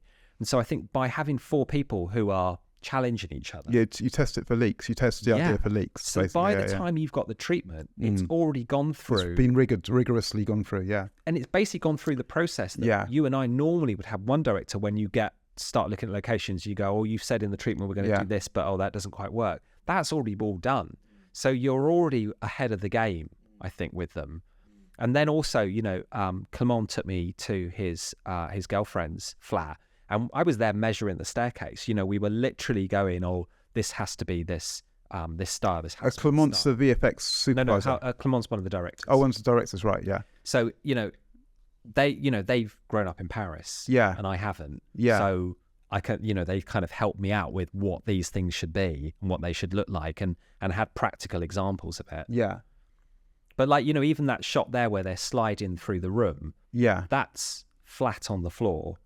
In a different. So what happened was that I started to work out that if we had a set at 30 degrees, and we were trying to have them slide in, where do you put the camera? If the camera's on a dolly, it's the danger of that. Yeah. So I was talking to Albert and Julia Shelter in Ukraine and saying, look, go to an ice skating ring, with just a wire. And a camera and some people, and then just put the camera at an angle and pull the people across the ice skating ring. And amazing, they did it. They tested it and then proved to everyone that we don't need to build the set at an angle, that really long shot, because also it's faked. The length of the room is tripled. The length of it, but you don't notice that. I think in film you get away with it. But the point is there's it's like, that set could be flat. Some of the other sets needed to be angled, and they were on winches, electronic winches. And then obviously there's a lot of post going on to help us out as well. But the bits where they touch and they're walking through, those are all real. But the bits above and below, the rooms above and below are so it's getting the interaction, foreground interaction real, and then post helps you out with the background. They also like on the staircase, when she goes down the spiral staircase, we built the other section, and then Francois went round with that LiDAR thing, and took all the scans of it. So they had all that. And so the bit that she actually walks on is all real. And then the bit that falls apart on the side is real because it was LiDAR scanned, but it isn't actually shot on film, if that makes sense. So they have all the information. So they basically scanned the whole of the apartment as it would be complete. And then you built the breakaway bit, the bit that's broken away on the set, but you already have the information of the rest of it in a LiDAR scan. On that staircase one especially. So but some of the actual break-in worked in camera. So hang on, so you start off with a real location. No. It was a set. No, I know it's set built. But when you LiDAR scan it, you LiDAR scan a real location. No. So when I went with a tape measure. So when he said to you, he took you round to his place to scan. No, I went. No, I was literally there with a tape measure on the floor, measuring the staircase, getting all the nuances of the space and photographing it all. It like goes back to what I was saying about preparation. So this is a location space. This is a real location in Paris. Okay. So you flew to Paris to look at a real location with the director. Not the train, but okay. And then you took a load of measurements because the set was going to be built on the basis of that staircase. That staircase, right? Okay. And then what element was LiDAR scanned then? In like you said, the staircase we then built in Ukraine, the whole thing. So it was in two sections. Oh, right. So this the right hand section broke away. Yeah. And then because I always imagined we were going to use that and just have it sort of fall in for a shot. Yeah. Obviously that wouldn't look so good. Right. That what Francois did, having it all breaking into pieces and things, which you can't really do for real. Yeah. No. Yeah. But the fact that we put so much detail into, all the bricks and everything, they're all those bricks are polystyrene, they're made individually. Yeah. And then we cemented them together. Yeah. It was just that there's the thing about, going to Ukraine and having that number of crew that you can do things like that. Yeah. It's just amazing. In London, there's no way you could ever do that. So the commercial bricks was all separate. So when it breaks away, you have the bricks jutting out, and that's why you create them all separately. Yeah. Yeah. And also, you hardly notice it, but in the bathroom, there's the wall cracks across. Yeah. And that's tiles. And then I brought Paul Mann, who used to run Machine Shop. Yeah. So I brought him over to supervise the special effects. And he then had behind there, they were then, I can't remember exactly, I think they were hammers. Yeah. And they were like smashing the tiles from behind the set. And they were real tiles coming off. Real tiles, yeah. Right. But then again, posters helped us. Yeah. And like augmented it. And then also in the corridor, they walk down. The ceiling was split in two. Yeah. And then we could separate that and fall dust down through it. Did you have any actual movements of the set on set as the sets were built? Were the sets actually on hydraulics and moving at all at any point? Well, there's the set that I think looks a bit clunky. The first bit where they separate and you're not quite sure whether this is like a contra zoom or something going on. Yeah, that's that. And I think I'm not sure. Half in my mind it's clunky and half in my mind it needs to be weird. Yeah. To go, what's going on? What's going on? So in this shot here, you can see they're on winches, the right hand one, but also that was before on the left hand one, it's on scaffolding on wheels. Yeah. So we literally wheeled it away. A load of people just wheeled the thing. So that shot when we were standing looking at each other, that's pretty much shot in camera apart from all the dust effects. Yeah. Okay.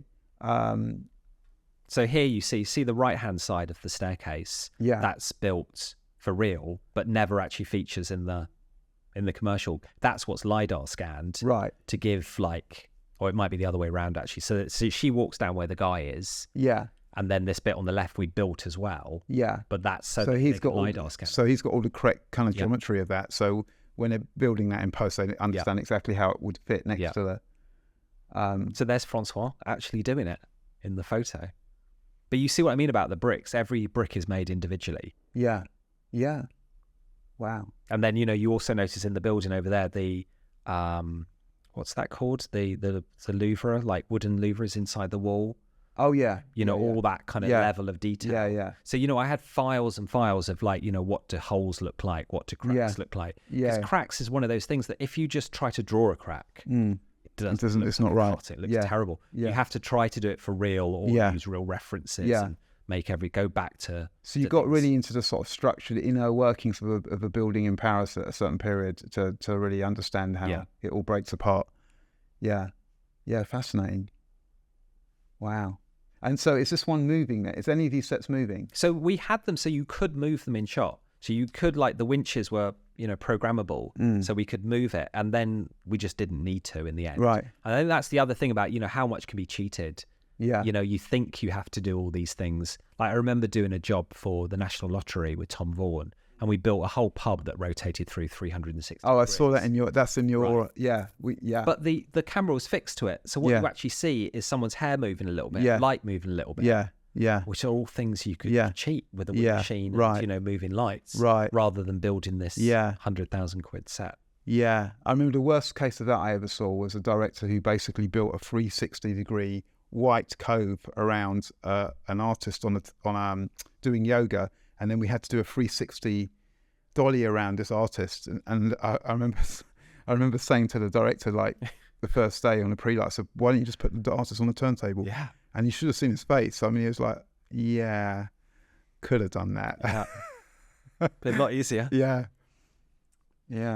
So you see, this is the one above, actually, if you just go back up. So that's the last shot when they run down. So you can kind of see how much post was going on. So all of Paris was all shot. So they went to Paris and shot all these photos. Yeah. And then that's all that actually was there for that shot when they run down and outside. Right. So, we got there's a car in there. Yeah. And all this shit that they're running down, but everything beyond it is. Yeah. Is that's going to make a great split screen. We're going to have to use that for a split screen. Anything else to say about this? Going back to that first, is that the two sets? One on so wheels, that's one on wheels. We could move them together. And separate cool. Who's DOP on this one? Do you remember? Bradley Young. And what's he done, Bradley? He did Han Solo story. Oh, okay. So these are all big film DOPs that often. Yeah, so Megaforce, I think they get different DOPs almost all the time. Yeah. But they're all like film DOPs. Heavyweights. Yeah. Damn. Okay, so Lacoste, what should we go on to next? Should we do Burberry next? Yeah. Let's do Burberry. Again, Burberry's not a lot of art department. It's interesting, but well, I'm just curious as to. So Burberry. Yeah.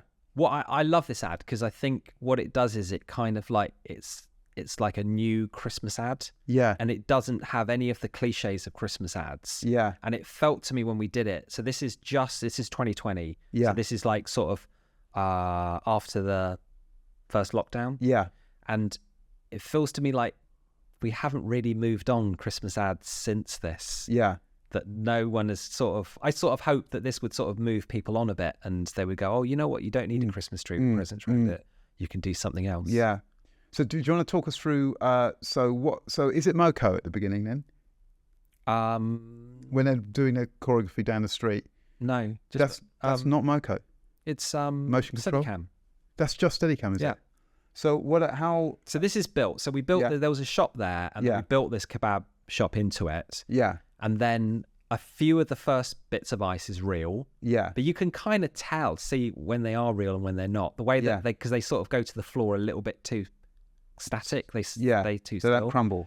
But basically, if they interact with them, then they're real in terms of their hands and things. Yeah. But almost all of these are, I would say almost all of them are post-production. So like the one that he had in his hand was real. Yeah. But we just did plates of throwing ice on the floor. But this is real ice, right? So it's heavy. Well, what happened was that it was going to be rocks. Yeah. And just before this happened, there was a news story that I think a church somewhere started collapsing. Right. And there was, I think people got hurt.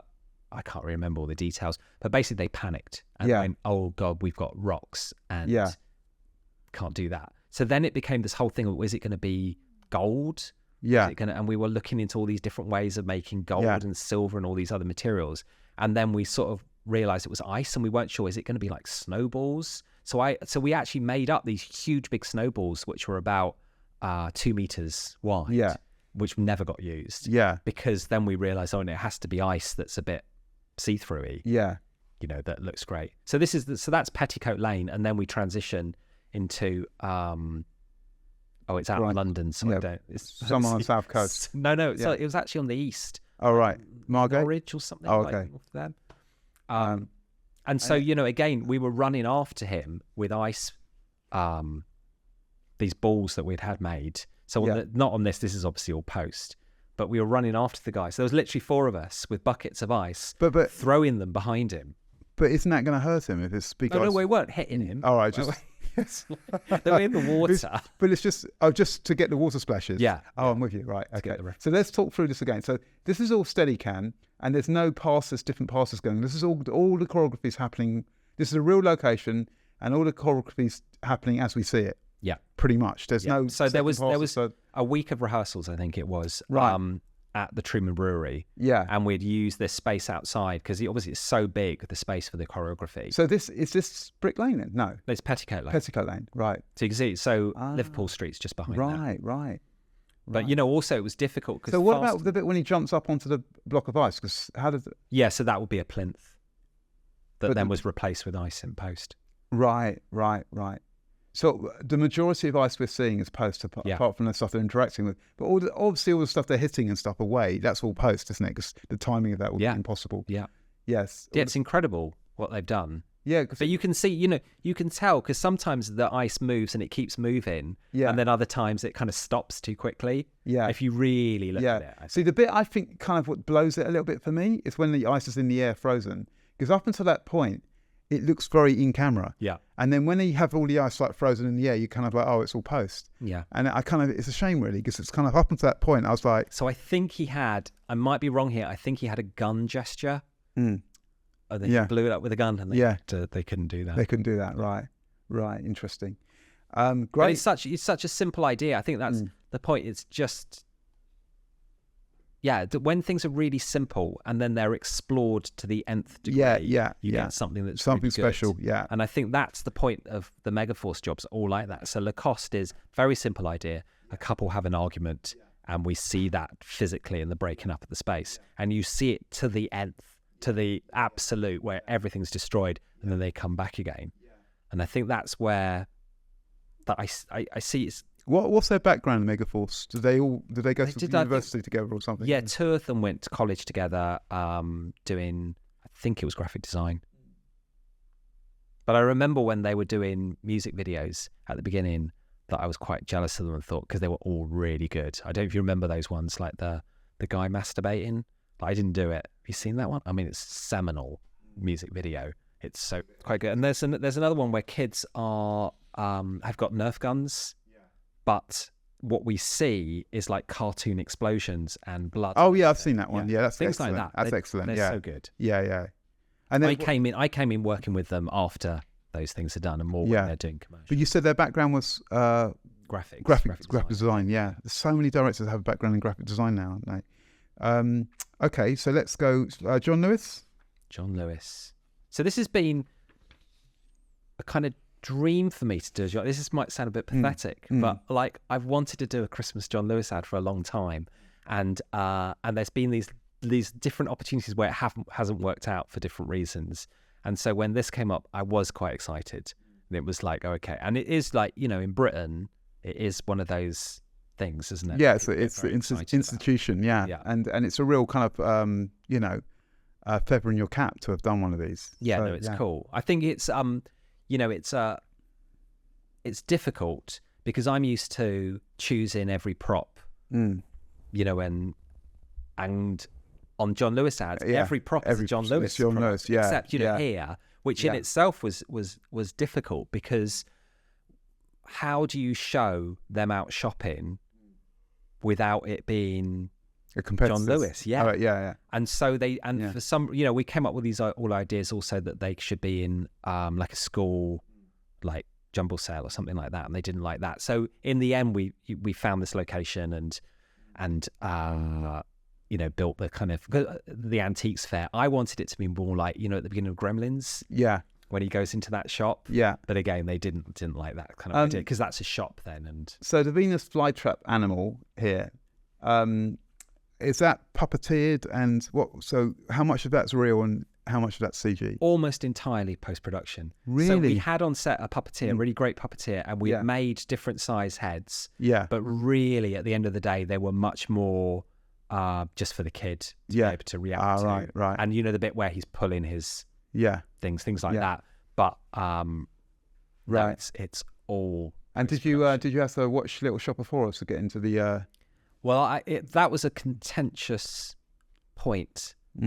This is blood sucking, the Little Shop of Horrors, right? Well, I think the obviously Little Shop of Horrors is quite violent, and John Lewis wouldn't want a violent ad. Yeah. So then no one should mention that on set then, basically. Yeah. So don't mention Little Shop of Horrors. But what's interesting also, I think we were going to talk about, is use of AI in this. Yes. So the graphic design of the cover, I have a friend, Mike Kamerling, who's got a company, amazing graphic design company called Good Humans, and he often helps me out with these things. So we worked on it for weeks, and I think people think with AI using Midjourney and things that you just input some prompts, prompt, and there it is, and it comes out. We were 2 weeks inputting stuff, generating it, to a point when then Saatchi told us that they've banned AI in their commercials. And I think it's from a belief that they could possibly be sued because no one owns the copyright to that thing. which I think is a misunderstanding because it's the ultimate cultural appropriation, isn't it, AI? It is taking a million different pictures. Yeah, how do you lead it back to the source? So how could you ever do that? But the point was we weren't allowed to use it. So all that work, it was a reference, and then I got Greg Winters in, this amazing scenic painter, and he then repainted it and redid it in Photoshop. So what you see is a kind of result of weeks of work just for this tiny little thing that's on the packet. Just the little label. Yeah, just the little label. Right. Because if you look at it, it's like there's so much detail. I know. I was looking at that, and I was thinking it's got that kind of authentic. Here we go. We're going to get to We're talking about this, right? Yeah. It's got that authenticity to it. It feels like it's something you have discovered in the thrift But shop. also the problem was that the agency wanted quite a lot of text. And that's a lot of text for a very small area. Yeah. And so I felt like, I thought it was a little bit overburdened. Yeah. Like the fast growing, personally, I didn't think was necessary. Yeah. Well, to communicate all of that in the time that's up on screen is because I first envisaged this bit as a tin box. So we had looked into how to print on tin boxes, get all that reflection and everything. But obviously they wanted this shot where it comes down. Because that's the thing about Megaforce, they're very, very specific about the shots. It's almost more like a cartoon animation the way they do it. They do a full animatic. They do a full animatic, and then they're there on set with their iPad filming the actual what we're filming, and then popping it into the animatic to be able to see whether the timing works. I mean, this is an extraordinary thing. I work with a lot of people who don't time stuff. I'm always like, how do you know? How do you know? And that's why so much stuff gets overshot and so much of it doesn't get used. And that's a real tragedy, because you could be spending more time getting the bit that's is going to end up on screen being perfect rather than... they'll do a lot of takes, like a lot of takes, but that then you've got it, and it's like, it's all there. Great. Okay, well, let's do Tangerine next and we'll go from there. So, I'm excited to hear about this. So this is Nick Ball.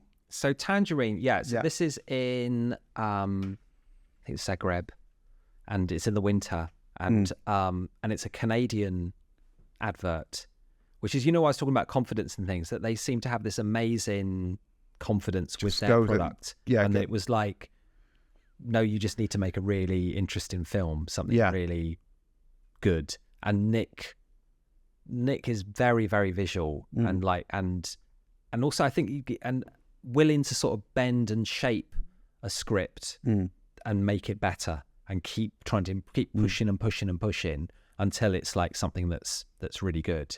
So I think this was like, what was lovely about this was it was there were sort of four of us with the producer as well, and we would go into like locations like this, which was a completely just an abandoned office, like empty, and sit there, and the script says that he goes through a hoop. That was literally in the office. And so we were just there, like literally going, well, why don't we build lots of paperwork? We build a mountain paperwork? And you just like have that, we were actually just sitting there in chairs in an empty room, brainstorming and thinking these ideas through and thinking, what's the most extreme way that you can push this? And, when you go to places like that, the locations are just amazing, compared to London, the access you have. And so they have the backgrounds all there. There aren't any big sets in this. They're more just about dressing locations and bringing things in. So when you bring the hoops into a location, what are they made out of? I mean, they're just wood. They are wood. Plywood. And then just paint effects on them. And how do you fix them? Because they all seem quite rigid when people are climbing through. We made special stands to go under. What sort of metalwork stands? Yeah. But interesting about this as well, that we started the job off using AI as well. That we had no idea what these hoops were. They were like, we in the end we went for the most simplest, easiest thing. But we had about 100 pictures that we had made using AI to then kind of go put before everyone. These are all the different variables that you could go down. Like, we went for this simple brutalist kind of thing, but they had all this stuff with sort of concave shapes in it and stuff. And it gave a great opportunity to go, oh no, you know what, that isn't right. This is actually right, to go down the really simple way. So no, they're all help. And these ones here, what are these made of? So interesting. This is all metal. This is all made. But that was based on a location recce that we did, where we saw that like in a location, but without the hoops. It was just like a barrier. Yeah. And so again, we're literally there measuring it, photographing it, and going, let's take that. This is really creative. This is the best part of filmmaking, isn't it? When you're kind of with a group of people and you're all kind of exploring an idea together, and the idea's getting better and better as you go. Yeah. And then this was just a photo that I showed, Jeff Wall photo that I showed. Oh, I know. I know the famous Jeff Wall photo. It's one of my favourite photos, actually. Right. So I showed him that. And by the lake with all the papers flowing away. And just said, could we do something like this? And then the next minute we're then in this little field, like using the same hoops that we had for other scenes and just repurposing them. And then it's just a leaf blower with some paper. Yeah, wonderful. And who made the phone up for you then? Again, that would just be local props effects people. Prop people. And the ladder? And the ladder. Yeah, it's all just local stuff making it all there. But I think what's great about this ad is it's more about the fact that it's pushing things and being creative and working with the location. It's like what you said, it's taking one simple idea and pushing it to its absolutely ultimate. So it's like there's this one bit in it where what they wanted to achieve with the scene was that you saw that if you joined something, it was easy to join, but often it's very hard to leave. And they wanted to have a gym with the sign, like sign up and then leave. Yeah. And we're just like, you can't do that in ads. You can't have words to kind of describe something. And so we then, we're in this location and we sort of worked out this amazing long corridor, and it can all look really like, this is nice. This huge big wheel of a door. And then he pushes it and then he ends up with 100 people all sat on the floor with his ticker tape, and this woman who's kind of going. Did you make the sign with the numbers on at the back? Was that made? No, that was post. Yeah. So the top above that sort of head height, that's all post production. That's all post. Yeah. So again, that's going into a location, and I built it all in Photoshop, like what I wanted, and to show them, because if you just look at sometimes the location, it's quite hard for people to get their head around. And that's where I imagine you put the ceiling in and do all this. So no, that was very much. So you took pictures of the location, extended it in Photoshop, and said, "This is what it's going to end up looking like." Yeah, and that's how it's. Yeah. So you see that door and that corridor, and then we're talking about the shot coming up now. Yeah. So you see the top, and then so really they only put the ceiling in, and then we added those lights in, and they look like Kino flows. I know they're not, but. So but often it's a battle, isn't it? Like you look at that kitchen that he's in, most clients will go, well, that doesn't look like my kitchen. It doesn't. But of course you're making this dystopian world. Did you have Brazil as a reference at all for this? Yeah, I think we often look at that. I did a short film with Megaforce. The what's it called? The ones with the it's sensor, the sensor, not the sensor Oscar, one. Shortlisted. All right, it's not on your website. I'm talking about the sensor one. Sense of Dreams. So Sense of Dreams. Yeah, that's in the Ukraine. We did that one. That's a feature film. That's a short film. A short film, right? And that Brazil was very much in the beginning of that. Brazil was very much a reference. I think Terry Gilliam's, is a hero and stuff you grew up with. For you and Megaforce, or for both. I think everyone. I think of our age. Brazil. So, it's amazing how few people. Have you guys seen Brazil? A movie. Yeah. It's amazing how many people have seen it. Yeah, because I'll reference it often. Yeah, I actually referenced it yesterday on a call with a young director. Yeah, no idea. Yeah, it's a very sad state of affairs. Just, well, they got homework now. Yeah. Okay. Was anything else to say on this one? Just brilliant. Okay, where would you say it was again? In Zagreb. Yeah, I think it was. Was it Zagreb? Let me think. Maybe it wasn't. No, it was Belgrade. Belgrade. It was Belgrade in Serbia. Yeah. I mean, it definitely has that Eastern Bloc look, doesn't it? But that's what it needed, isn't it? Yeah, absolutely. I mean, that's just finding brilliant locations and, as you say, kind of being able to build around them to get the look. Cool. It reminds me of also, I just have to mention, have you seen that Hudsucker Proxy? There's a great scene in the Hudsucker Proxy when he just draws a circle on a bit of paper, passes it over and goes, and the guy looks at it and goes, for kids. And it ends up being a whole hula hoop craze. Oh, right. Wow. It's just a circle, a bit of paper pushed over, for kids. Always like that. It reminded me of that. Okay, so what next? Let's do the Nikes. Should we do the Nikes all together? So this was going to China, and Keegan, to do a a Chinese Nike ad. So I think after Nothing Beats a Londoner, they kind of like wanted to do something not the same, but on a similar. But is this Megaforce as well? No, this is Finn Keegan. Oh, right. So this was amazing. This was like we got to build 2 of those dragons. Yeah. And then Post put the other 2 in. Yeah. But it was all this based on this idea that it's kind of a Chinese idea about this kind of swagger. Yeah. That you kind of have. This idea of how you swagger. How you get that swagger. Yeah. But it was and in what Shanghai, shop? And it was just it was an amazing experience to go to Shanghai and have a huge crew, and like the art gallery was massive that we built. Yeah. Because we also did some other ads that aren't in the cut that are in the art gallery. But it was just the scale of things that you can achieve there is exciting. And do you work again with a local set designer, art director? Yeah. So they weren't actually local. They were from Hong Kong. Right. And they brought them in, and then they would then work with the local crew. Yeah. But you see so what the art, the art gallery, we made that entire art gallery. Yeah.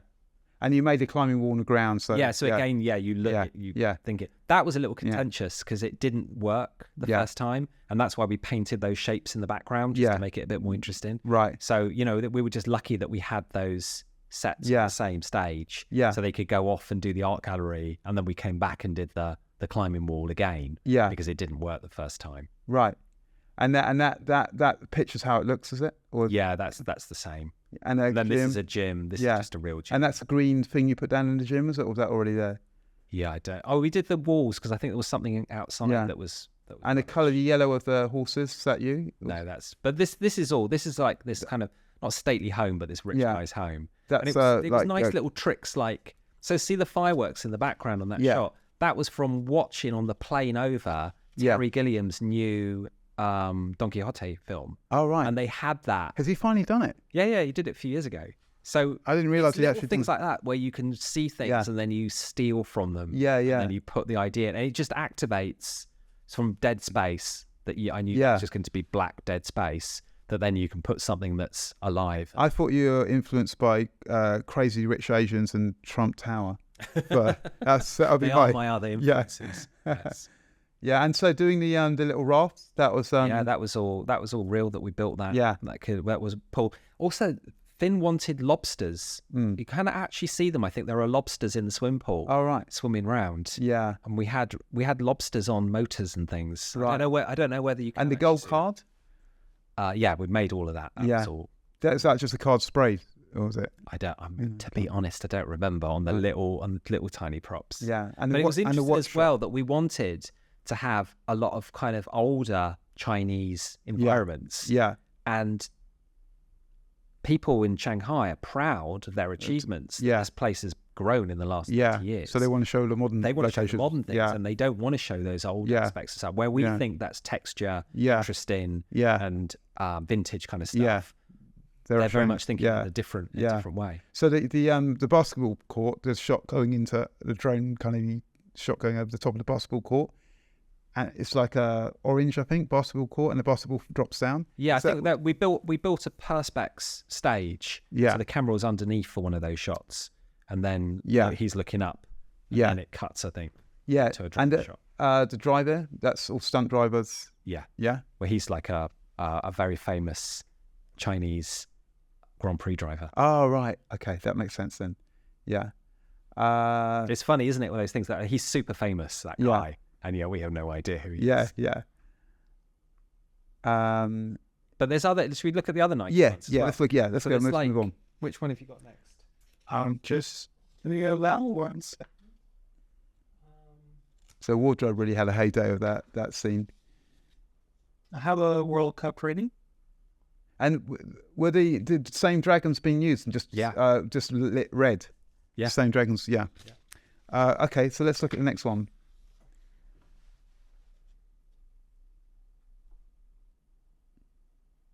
So this was a big job that I did last summer, and we wanted. So the whole idea was that we're in the Hadron Collider, and obviously we can't film in that. So, and the problem was you had to shoot it in London because of the availability of footballers being able to get to it, and so all the amazing warehouses were all taken by Disney and Netflix. So we had one location, literally one warehouse in Walthamstow, and it was like, this is the location. And so we built the entire platform, this whole office that's there on the first floor. So you can just see on the right, there's another sort of temporary building that was there, but we built the main one that they're in. So everything here is built and constructed. So that's obviously post. So the idea originally was that we would build elements of the Hadron Collider, but because there was nothing in the warehouse and I had to build all these machines and all this other stuff, that we decided that should be post, and because we only see it for a little bit, and then all of this is real. Right. Okay. And so this is the warehouse in Walthamstow. Yeah. And all of the lighting. So all these machines, everything that's all brought in, that's all been built. Yeah. And so Hoyter was the DOP on this. Oh, right. And so we then worked with the Sparks to put in all these fluorescents. All the fluorescents were, it was all installed. Yeah. Yeah. Yeah. Ben Hoyterman. He did, I don't know what his surname is. He did. It looks like a Viking. He did Interstellar. And, Van Hoyterman. Yeah. It looks like a Viking. It's quite a big guy. Yeah. So we had to build that little bit of Japanese kind of sushi restaurant. And those mezzanine office spaces, that's the right relationship between the ground and the office, is it? Or that? Then we built all that. So that's all constructed. So all of that. So everything you see in the ceiling, these yellow pipes that are in the ceiling on the wide shot, that's post-production. Yeah. But everything else, like in that shot, is real. Oh, right. And so the mezzanine is real then, like as well. The glass. And then this, we took all the machines that we'd made up to Manchester because Ronaldo couldn't make it to London, and so we had to then rebuild it up in Manchester, in the studio up there. Yeah, amazing. Oh, what's the budget for this? Have you any idea? Embarrassing budget. Yeah, it's quite a lot. Yeah, I mean, we were there for, I think it was like, this was interesting. So this was like just a little cafe that was on site. Yeah. And so we painted like cafe on the walls, we used their own tables and then put a bit of fake, wooden wall in and made it into a cafe, like a seaside cafe.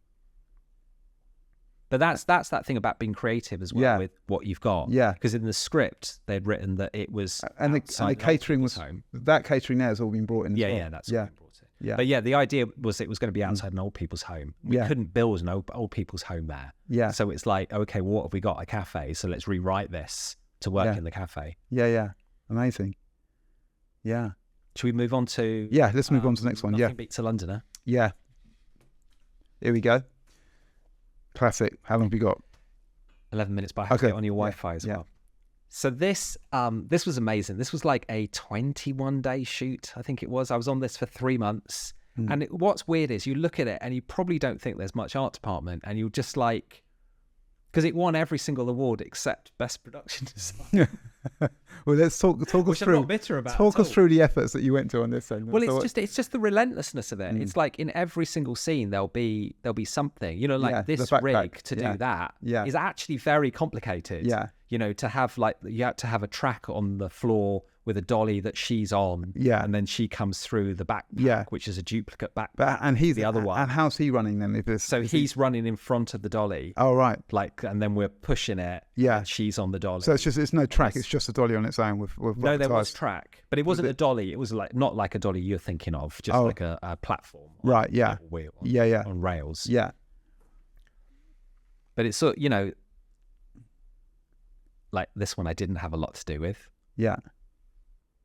What about? But like this, you don't notice it, but that football pitch had a cover over it. Yeah. So removing a whole cover of a football pitch, it's quite involved with the council and everything like that. And obviously it's not design work, it's more admin. When you say a cover, you mean it was all tented in, had the net over the top. Oh, so right. It's all those so the ball doesn't escape, so you have to lose that. But we had to take it out. And that was a drone shot. The drone shot going up. Yeah.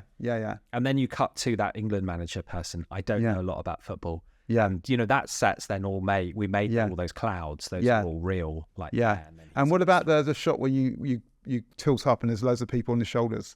So that was mostly real. So that was a crane that they brought in. Yeah. And then they had everyone on wires. So I think they had the first 5 people on wires. Yeah. Like there it is. And then the top people are done in post. Wow. That's cool. And the crying?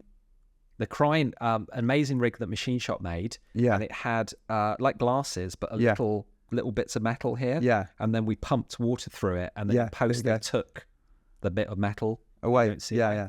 Cool. There's also a really great making of. Yeah. Where it's like, it's the animatic thing we were talking about. Oh, right. Yeah. Where we shot all of this, every single scene beforehand. Yeah. With us in it. Yeah. Yeah. But even that, you don't realize it, but that little gym that's in the background, we had to make, and we had to bring it in. Right. And then that boxing. And what about the icebergs? Any close? The icebergs in the foreground are real. Yeah. That bike that he's cycling is my bike, because the guy forgot to bring his bike, even though he's like a champion cyclist. Wow. And then this scene is amazing. So that was for real. That was with every child is on a wire. Yeah. And they were then had each wire was then connected to a grip who was standing on decking. Yeah. They jumped off the deck. And their weight pulled up the kid. And there was a crane above it that moved. Wow. I mean, that was incredible. Wow. That shot. Yeah. Yeah. That is incredible. That shot was added later on in the whole process of filming, because they realized they needed a big ending. Big ending, yeah. That's my studio that we go past. What, number 2? So that's it. I'm just upstairs from there. Because again, that was like, we had an extra day where we needed an ending to it. Yeah. And we didn't have a location. Yeah. So I was just like, hey guys, let's just the old thrifty skip diver comes back. Yeah. So I've also worked with David LaChapelle and done 3 jobs with him. Yeah. Which is quite, at the time, it was quite a privilege to get to be, to get to ask to do that. And the first job that I did with him, I think this is right, it was the Boots. So it's this Boots campaign, which was mad. I mean, it was like, when you're working with really big directors, they don't come to the recce's. They'll come along to the shoot. And so it was me, and I don't know if you ever come across Nicola Doran, who ran Exposure and then I've heard the name. This seminal, amazing producer. And so we were like there, just going, okay, this scene happens here, this happens here. And then, for me, it was sort of embracing that world of David LaChapelle, because the original brief that I got from him in London, in his hotel room, was it's a bit dank and it's got a snail problem.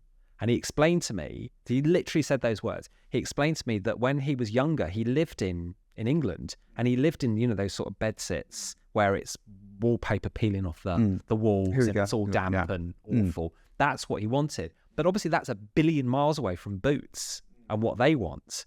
And so there was this, because if you look at, it's all vintage wallpapers and wallpaper in the ceiling, and there was like a battle a little bit on set, because I would have everything peeling off all the wallpaper, and I would be there then with the agency guy literally spray melting and gluing the bits back on because they had thought it had gone too far.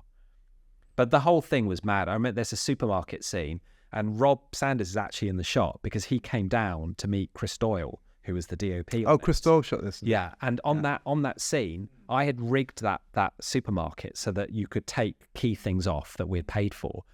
And when David came on set, he said to the extras, "This is the end of the world. Your children are at home starving. You need to raid the supermarket." And Chris Doyle put one of those big rolls of film on, like 3 minutes. Yeah. And they went bonkers and they destroyed the supermarket. And it was about this thick of produce on the floor. And then there was only a security guard and the manager of the supermarket there. They phoned the police. This is in Barcelona. They phoned the police. We had to stop them and then spend the next few hours with all this broken stuff, trying to put it through the tills to pay for everything. It was like that almost every night, these bonkers things. Well, Christopher Doyle as well. How did you get on with Christopher Doyle? He's great. I mean, he was amazing. So, yeah, he was... he's a character. He is a character, isn't he? Yeah, and a brilliant DOP. Yeah, and the exterior, well, that exterior, I was a bit pissed off with actually, because we had put that one light in, and I'd said to them, you have to replicate that light in post all the way down, and then they didn't. They just left it in. So, and the sets were built. They were built in a location, so they're built into this old home that's still like all decrepit, that's near Badalona, just outside Barcelona. Yeah, and we built them into. We built extra walls and put floors in, but yeah, it's quite a joy. And the kids parley? So I can't remember what that was, some hall or something. But these are all in that one house, and we just took over this entire. It's like a stately home almost. with like a room for just lighting, a room for textiles, and room for wallpaper. And we had all these resources there, and then could be really incredibly creative. So you can see they're kind of destroying it. There's Rob on the right. Filling his basket up. Right. Yeah, wonderful. Okay. Can we just do Stella quickly? So Stella was shot in Prague, and that was with Sam Pillin was the director. And the whole idea was a very, very simple idea that he like spins the table. You know, you've seen that with little tables. They do that. Yeah. And it sounds really simple, really easy. Yeah. It's a fucking nightmare to actually do it with a big solid table. Right. So we spent weeks doing a table that felt like it wasn't rigged. Yeah. That's the problem. Yeah. Is to make it have so it has enough randomness in it. Has enough randomness in it, but actually is very, very controlled. But can land properly as well. Because this thing is, you know, it's steel. It's like, it looks like wood. Yeah. The whole frame is steel, and then it's attached to like these a pivot. Yeah. And then it has these wires with people with hydraulics. Yeah. Like pulling it up and round. So to get it right. So you need to be liaising with the VFX people. I was there every day. Yeah. We were there. I was literally the one on the videos. Yeah. Like doing it that we were in Sam. And let's talk through some of this, because this is all set builds as well. All a set. So the whole thing's like a big living room, which then goes through to another. It has like 3 rooms beyond it, so you get this depth. Yeah. And then, you know, it's in that house, the same style as the Lacoste job, like the Houseman building, which is almost the equivalent of like Georgian windows in Britain. Yeah. And you know what I've realized there is that then you can light it. You know, you can make it interesting. And then this is where we did the trick with the ceiling as well, where we had the trans light in the ceiling. But I don't know if you ever really see it actually. Right. I don't think you ever see that wide. Yeah. But then we also built the exterior of that. Yeah, that's what amazed me, because when I saw the last shot, do you have the BTS of this as well? Is that on the website, Chris? Or because the last shot, so I mean, it was amazing. This is Sam pushes things. Yeah. And so he wanted to do it so that we built it as well. And it was very, very impressive. So that's all set. And that's set as well. Yeah. That's set where the lights are. Yeah. And then that's a picture that they took in Prague of some buildings on the right and left. And they posted those back in. Yeah. So we'll have a quick look at the set build, the set pictures of when we get them up. But yeah, so the rig. So when you work, so who do you get in to do such a rig? Is it special effects? Well, so VFX. I've been working with this guy called Thomas in Prague, and he then we work with special effects companies. So who we go here? Yeah.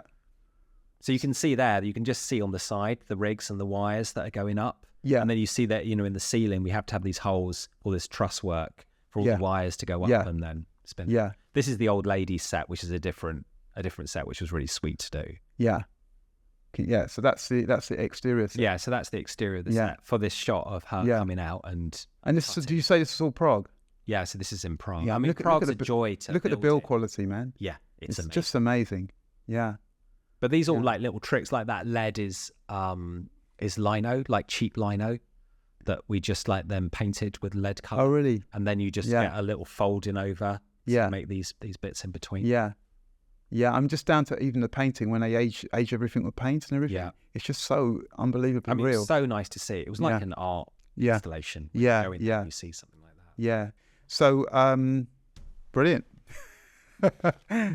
Thank you so much, Marco. Yeah, I mean, it's to get this kind of insight at this kind of level of work, and also to, it's usually directors and DOPs that I speak to have a set designer, art director, what's it called? Not set designer, production designer. Thank you. Yeah, production designer, art director, because going through all the nuances and the kind of like the kind of the mechanics of everything and how it all works, how it all fits together. I think it's just so useful to hear, and our audience are going to love it. So thank you so much, sir. Pleasure. And also being so open about everything and just talking us through it all. So yeah. All right. Great. Good stuff, man. Cool.